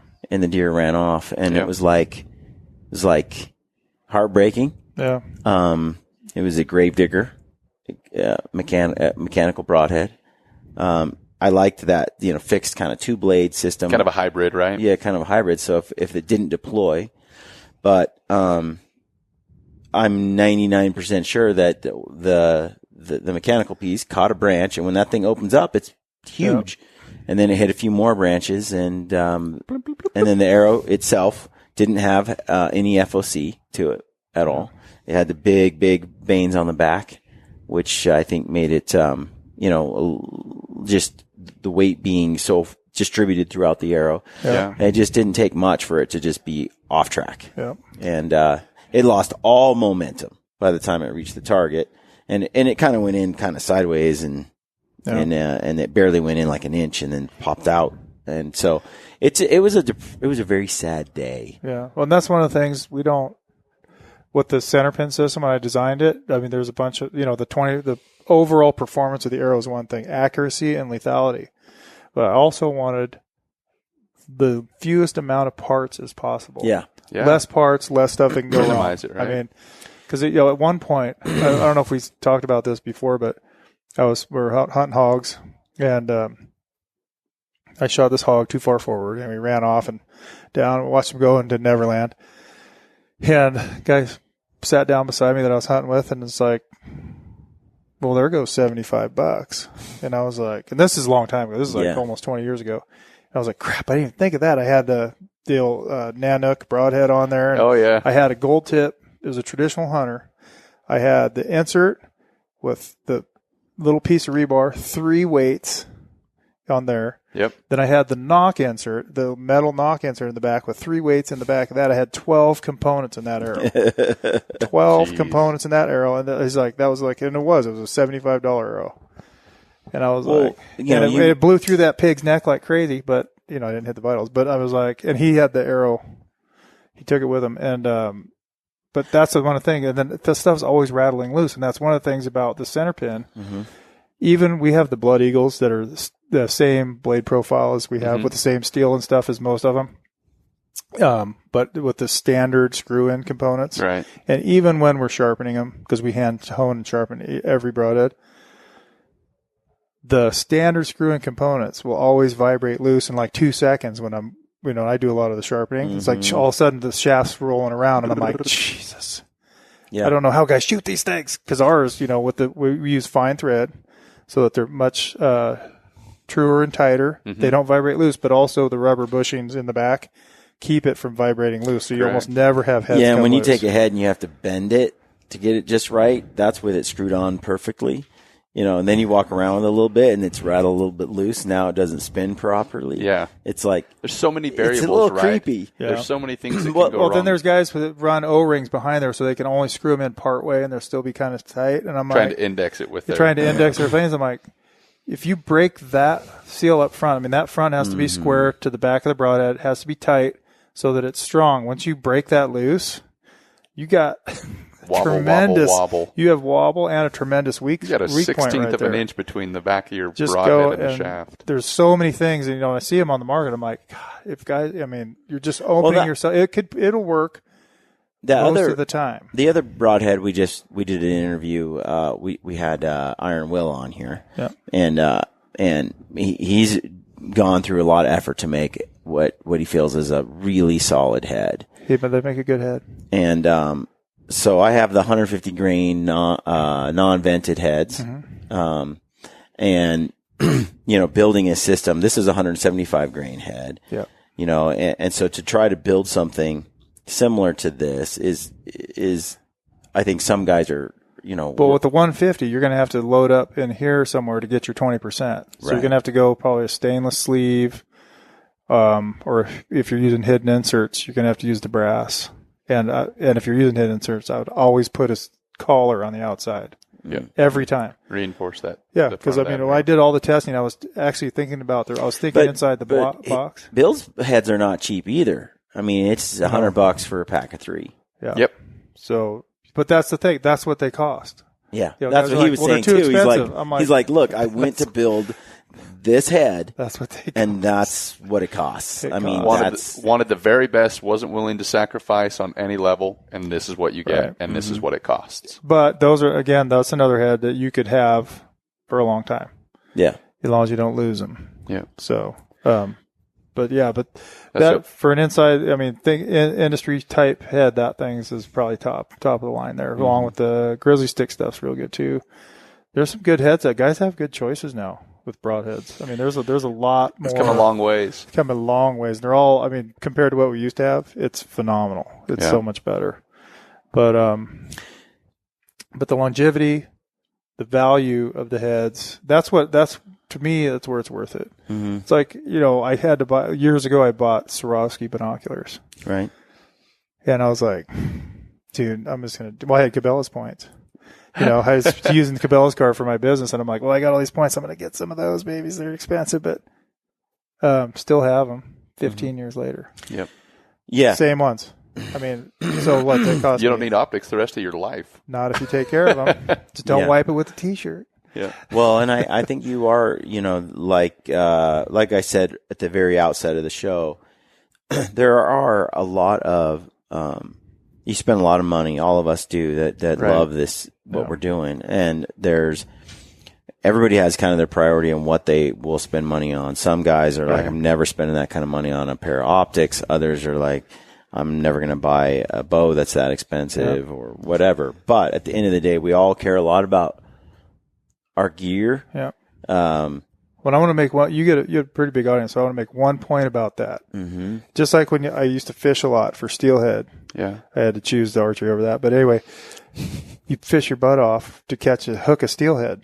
Why would you skimp on cheap hooks? I fish with guys all the time who would skimp on line and hooks. Mm-hmm. So you fish all day. I used to do a lot of what is it, a fish of 1,000 casts or something? So you hook one, and you didn't swap your line out because you wanted to save $8, and you bust them off in like 2 seconds. You just spent like 12 hours to hook that fish. Same thing with archery. Right. Right. Why would you skimp on broadhead and arrow. That's what's killing the animal. The broadhead is the only thing you have that connects you with that animal and success. That's been an eye opener for me, because as guys go out, I see them at the Total Archery Challenge events. You know, they're serious about their gear. They're spending a significant amount of money on their bow, their sight, the whole setup. Boots, like everything. $2,000 worth of bow sitting there. And then they buy the cheapest arrows with the cheapest nocks, the cheapest, and because of that disposable mentality, right? Right. Yeah. I'm going to lose them anyway, or I want to be able to just shoot them at whatever. Yep. Not realizing, you know, more and more. I remember when Corey Miller, it was I went on this hunt, and Corey Miller owns Triple X Archery. You know, Corey, he's up there in Rainier. I had gone on this elk hunt in Arizona, and I took years to draw this tag.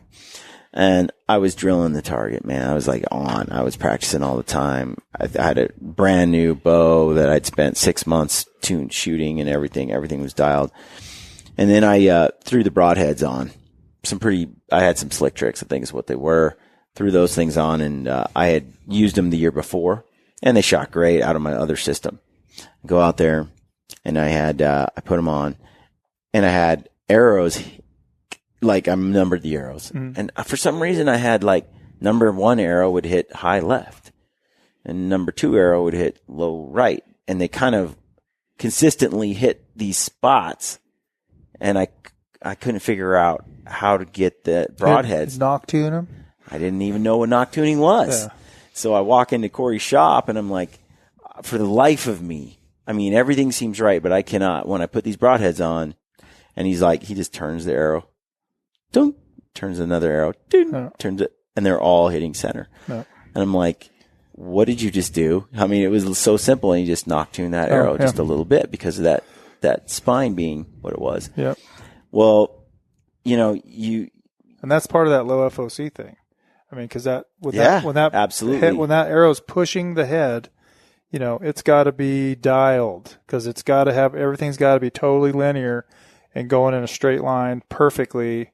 If it's off even just a fraction, especially when you put the fixed blades on the front. I mean, I had some cheap gold tip arrows, and I threw on there some at the time, just the slick trick heads, and they're 100 grains, and totally different kind of setup. But I didn't realize, after all of the money and time I had spent, how important that arrow was until then. And then that led me on to I did more podcasts with Corey to learn about spine and dynamic spine, and to learn about how arrows are created. I did some shows with Randy from Black Eagle, and we talked about arrows, and it's been an arrow journey now. Yeah. And then hearing about the nocks recently, that was kind of like something that didn't even dawn on me, how off that could make your accuracy. Well, yeah, the nocks being out, because they're just molded in a plastic mold, and they can be very inaccurate, but also square in the back end. Like on some of the arrows I used to use, over 50% of the carbon shaft carbon shafting on the back was not square. And so I'd put them on the thing, they'd just be bouncing all around. I have an arrow squaring device that we're coming out with next year, but they would bounce until they always bounce around until they spin true or in their square. And for half of them, I was so like, we don't use a knock in with a crooked back end. So it's pressing at an angle on the back. So right off the bat, launching the arrow evenly. You get some hoobajoo going there. But well, even right before, what's that technical term? Hoobajoo. Hoobajoo. You're getting some weird stuff happening. Right before we went to BC, I was like, man, I want to shoot. I'm going to take some lighted knocks out there. So I just bought some nocturnals, and I was like, I better shoot these, because I understood how important knock fit was, and I shot one of those out of my bow, and it was horrible. Well, horrible. If you're going to run extreme weight forward, with what you guys call extreme, anyway, the 20% plus. Is 26 not count? 26. Now I feel like less of a man. I feel like I just got verbally slapped. You're good. You're doing good. No, but you might want to step up your game, Davis. Gosh. Most of the lighted knocks, though, flex too much. Or they break. Like, especially with compounds. If you're going to run like a 250 or 300 grain head with a compound, the knocks aren't those lighted nocks are not built for that. And they'll just, I've had guys come over, they're all excited. They got some new nocks and They just want to see that. yeah, here we go. Then all of a sudden they shoot and crack. You're like, what the heck just happened? Your bow break and the arrow wobbles down there and freaking nock splits right in half on release. Well, I was going to say something earlier that when you're shooting, I mean, some of this stuff, it doesn't matter when you're shooting 30 yards and under. Yeah. Or it's not as critical, I should say. But, man, when you start stepping out and shooting 70 and 80-yard shots, all those little details make a huge difference. It's the difference between success and failure. And that's where the weight forward really comes in. In outdoor conditions, it's unbeatable. And that's what we build is accuracy and lethality. Because once you get there, you got to be able to do some damage in less than ideal conditions. You know, if they turn or move or, you know, the wind's blowing or who knows, a bird flies by. Right. You just want the best chance possible. And that's what, I mean, accuracy and lethality is what we build from the tip all the way to the tail, pretty much. Yeah. So, and well, I hope that's useful to folks that are listening. It's great to have you on the show. yeah, thanks. Before we close out, anything you want to add, anything we left out, any comments for? No, just if you're running micro diameter, you could use other components, and there's a lot of guys trying to do other stuff out there, and there's some guys that are doing some decent stuff, but the center pin for simplicity, strength, and accuracy is, you know, it's the best there is. It's unmatched, right? It's unmatched, and and that's what I would recommend. And also, shoot the best broadhead and arrow you can. It's important for the animal and for you and for your success. So, but visit the weight forward thing, and go what would be extreme, like 20% is where the good stuff starts happening. We can't go much higher than that with compounds right now. Yeah. Just because of the spine to weight thing. You can do it. You can go heavier, but then your overall arrow weight's too heavy. But we're working on that. But it's something that'll improve your accuracy and make you more lethal. When you get that once in a lifetime shot. Yep. Where can people find you? So we're online. We sell online only. Direct to consumer. We're direct to consumer at VALKYRIEARCHERY.com. We have Instagram at Valkyrie.archery. We do a little Facebook stuff, but he's too busy sharpening broadheads. We don't to post a on lot of social stuff. media. No. But Leave that to us. No, yeah, ValkyrieArchery.com is where you can see our stuff, and you cannot use standard screw-in components with the center pin system. That's one of the big ones. Okay, I have a question for you before we end. You've been able to put this in the hands of a lot of archers over the last couple of years now. Mm-hmm. And you're getting kind of your product standing on its own. There's people are just very happy with it that are very experienced archers. What is one of the most rewarding experiences you've had so far with somebody you've worked with? Well, I could say that I'll tell you what one of the biggest things has been is that we have this lighter end set up with like you're shooting, and one of the biggest issues I have is guys get a little overconfident, I think, with the stuff. Because, I mean, they're shooting elk frontal and quartering towards, and then they're doing good, or shooting through brush. I mean, that's one of the things we don't talk about, but, you're supposed to not shoot through brush. But I have one guy that just, if he can see it and he's just shooting through it. Because the weight forward, if you shoot extreme weight forward, a lot of that stuff doesn't come into play a whole lot. But I shot my elk through the brush last year with my recurve. She was only at like 10 yards. Yeah. But yeah, I shot her right through the bush. I could see where her vitals were, and I shot my whitetail last year in Texas through the bush. I mean, dense. Yeah. But I mean, it was about 2 feet of brush. Yeah, you're going to get all kinds of hate mail for that. But but no, it's just for stuff you can't see. I mean, I lost one of the biggest bull elk, Roosevelt I've ever shot at in my life, 18 yards, shooting through huckleberries about the size of a basketball, clear, with low FOC. Shoot through, arrow hits a tiny, itty-bitty little branch that I couldn't even see. Right. Deflects 3 feet, nicks him in the mane, gone. 18 yards. Animal of a lifetime. Perfect shot. Blackhorn, ivory tip, Rosie. If I'd have had the weight forward stuff, I'd have got him. Game but over. Without a doubt, and I tested the weight forward stuff with dull broadheads for months and months. I have 3 course, shooting through brush at my 3D course.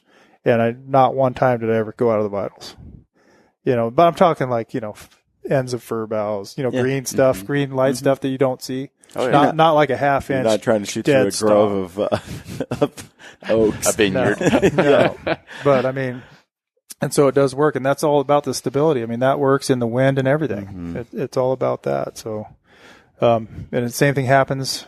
All that same accuracy stuff and stability is the same thing when you're penetrating an animal. It goes through the same stuff. It's all about, you glance off this and that. You run into some tissue. I mean, the animal's moving, and that's where we didn't even get to shaft diameter, but all that stuff all that's built into the system. So, but no, I guess the best, you asked me a different question, but it's been pretty satisfying to see. I mean, usually the first question I ask is, "You get any bones?" Yeah. Did you shoot any bones? No, we didn't get anything. So, in fact, some of the guys don't think they got any. And then when they go to cut them up and stuff, they're like, "Holy crap. Yeah. We blew through the ribs and, knocked out a femur." Right. And it's like, oh, okay. But most of the time, you don't even know you got bones when you shoot this stuff. Yeah. So, but that's been pretty rewarding. Haven't had anybody that doesn't like it overall so far. Some of the guys don't like the weight. They want fast, 300 feet per second. They're complaining about weight. They're not complaining about performance, right? No one's been displeased with the performance. I haven't had any displeased yet. So, and that's like I tell guys, I mean, if I could, this is all I think about. I mean, I've been thinking about this for years, and that's why, we're working on improving some things, but really, I think it's the ultimate arrow setup. And we're building lighter stuff for guys that aren't believers yet, or just want to test it out. That's why we come out with the titanium series. I mean, you're going to sacrifice some FOC and some penetration with the head shape, but it's the exact same blade profile.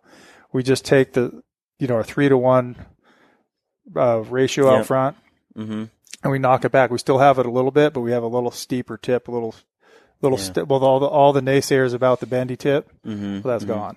There's no more bendy tips. This arrow right here is 300 spine. And 175 grain tip. That's pretty much the standard low end for a 70-pound, 28-inch draw. Yep, which is what that pretty much is. Yep. And then I have my other setup, which is a 80-pound bow, and it's the 250 spine with the 200 grain tip. This one being 480 grains roughly, and the other one being 505 or something like that.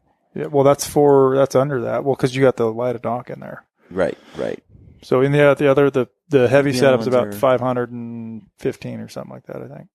Yeah, something like that. But there is a difference. Like I can tell when I shoot that heavier arrow with that FOC, like it performs a little better than this one does.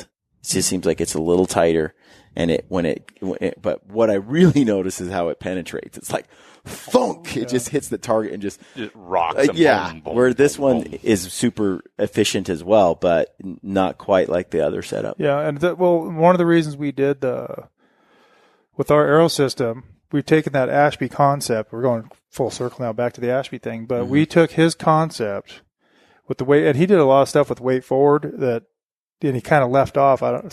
He started in with the weight forward, and then he kind of ended his program, but we've taken out. He did not have these components that we have now. Right, yeah. He didn't have that broadhead. He didn't have this shafting. We try to reduce friction and drag from the tip all the way back. We've reduced friction and drag that's for your flight and accuracy and for penetration in animals. Yep. And it's all, the whole thing is, everything in that is designed to improve accuracy and lethality. So, and that way, when we reduce drag from all those components, we can lighten the arrow. Yeah. To get that, that 100% bone breach, 650 grains that he talked about. Mm-hmm. I think with our system, it's quite a bit lower because we don't have quite a bit lower. What number would you even? I don't know if you wanted to go like Cape. I don't know. I would just be talking, but I think it's lower because even just the initial hide breach is astoundingly superior lower. It's not even close. And then the shaft diameter, the dampening in the back, especially when you hit oblique impacts, the lighter back end, it just stays straighter longer. Yep. Anyway, there's a lot of stuff. You need to write the Hahn theory. Oh, the Han Solo theory. I don't know. We're not done. We're just going to keep going on this route, and it'll be fine. Matt, any last words? No, I did. I know we kind of went off on a tangent. For the people you're talking about, those titanium heads, what head weights do you currently offer, both in the titanium and in your original Jaggers? So the original Jaggers go from 175 to 350 grains. And the 175 was our minimum head weight for the 300 spine, like Brian's shooting there, to keep your 20%, 20% FOC. That's why we stopped. And plus, it was really hard to build what we wanted to build in a Jagger with all the penetration characteristics and strength. Right. In a lighter head. In anything lighter than 175. We just can't do it, especially with the center pin. But we did knuck down the front, the tip to bring it down in so we can get a solid 175, which will be quieter. For the guys, titanium, right? For the now we're talking titanium. about Now, the this is the titanium series. So we brought in 150 grain for guys that want speed and not convinced on the FOC thing yet. So they can just run the head. They can just run the head. I mean, if you want to run a speed shaft with like 400 and 420 or something like that, you can just just get the aluminum center pin. The center pin's only 22 grains, the center pin sleeve. Yep. It's lighter than anything else out there. And with the center pin, even with the titanium pin, it's way stronger than anything else out there up front. Yeah. So you could run like 425 would be like your standard setup, 410, 425 to get your 300 feet a second if you want. That's vented, then so you get a little noise there.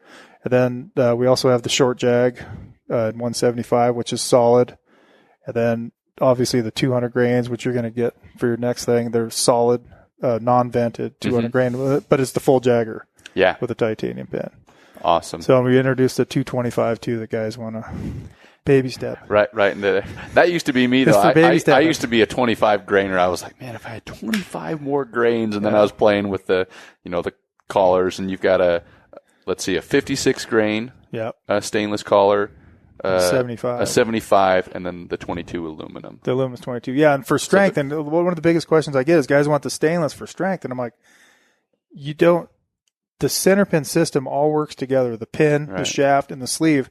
It's like triple layer of strength up front. They all lock in together. That carbon sandwich in between. The front those end two is not even with the aluminum sleeve. It doesn't matter. It's super strong. I can attest to that. So, but that's all we did. The different head weights is for bump moving your whatever you want up front. And so, or if you're micro tuning or doing something with, you're kind of borderline on spine, instead of using a 200 grain head, you could drop back, move that weight back on your shaft to the stainless steel sleeve and lighten the head weight a little bit. So your overall weight's there, but you're actually moving that. You're losing a little FOC, but you're also strengthening your dynamic spine a little bit. Yep. That's another one of the issues, and we do that a lot with trad guys.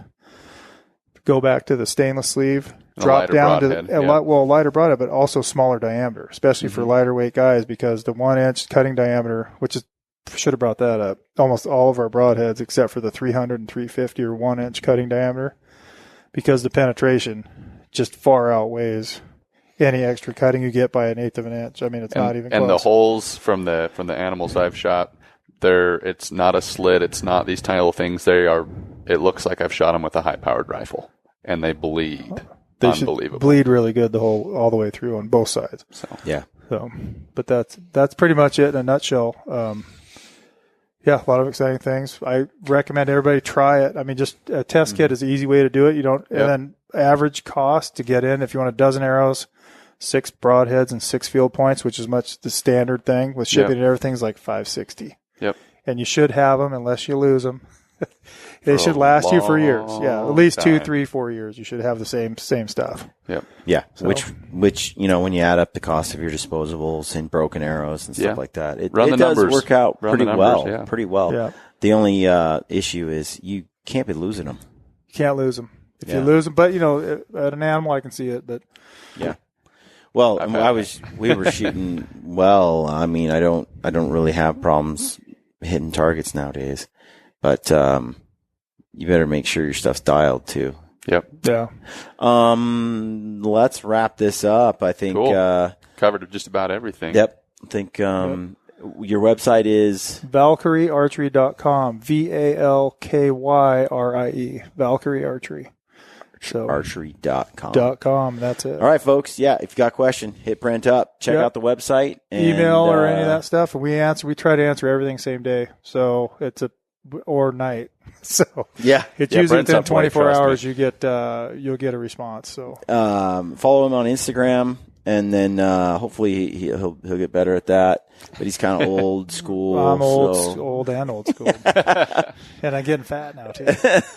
So, but I really appreciate you coming down here to Salt Lake and taking the time to share what you know and the system. It's pretty cool stuff, man. Appreciate it, Brian. Thanks. Thanks, Matt. Yeah, buddy. Hey, way to shoot the stuff with the system. You know it, man. Hey, drain the rain. Drain the rain, baby. That's our new arrow shafts. They're called the Valkyrie Rain. So nice. Love it, they'll be dude. coming out with you draining rain here in a few months. So Can't wait to see you, man. sounds good. Thanks for listening, folks. Stay gritty. Bye-bye.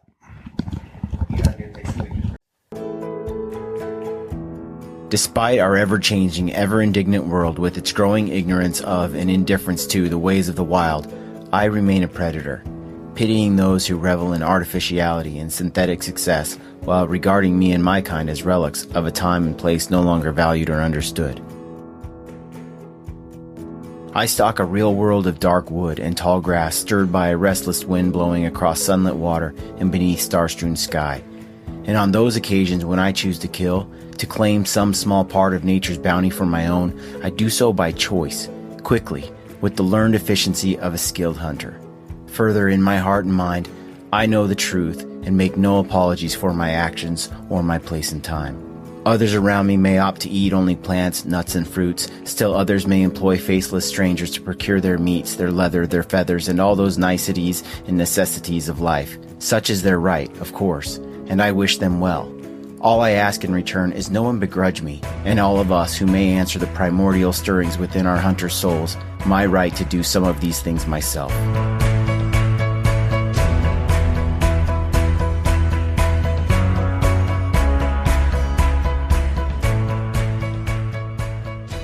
What you just heard is a quote from M.R. James.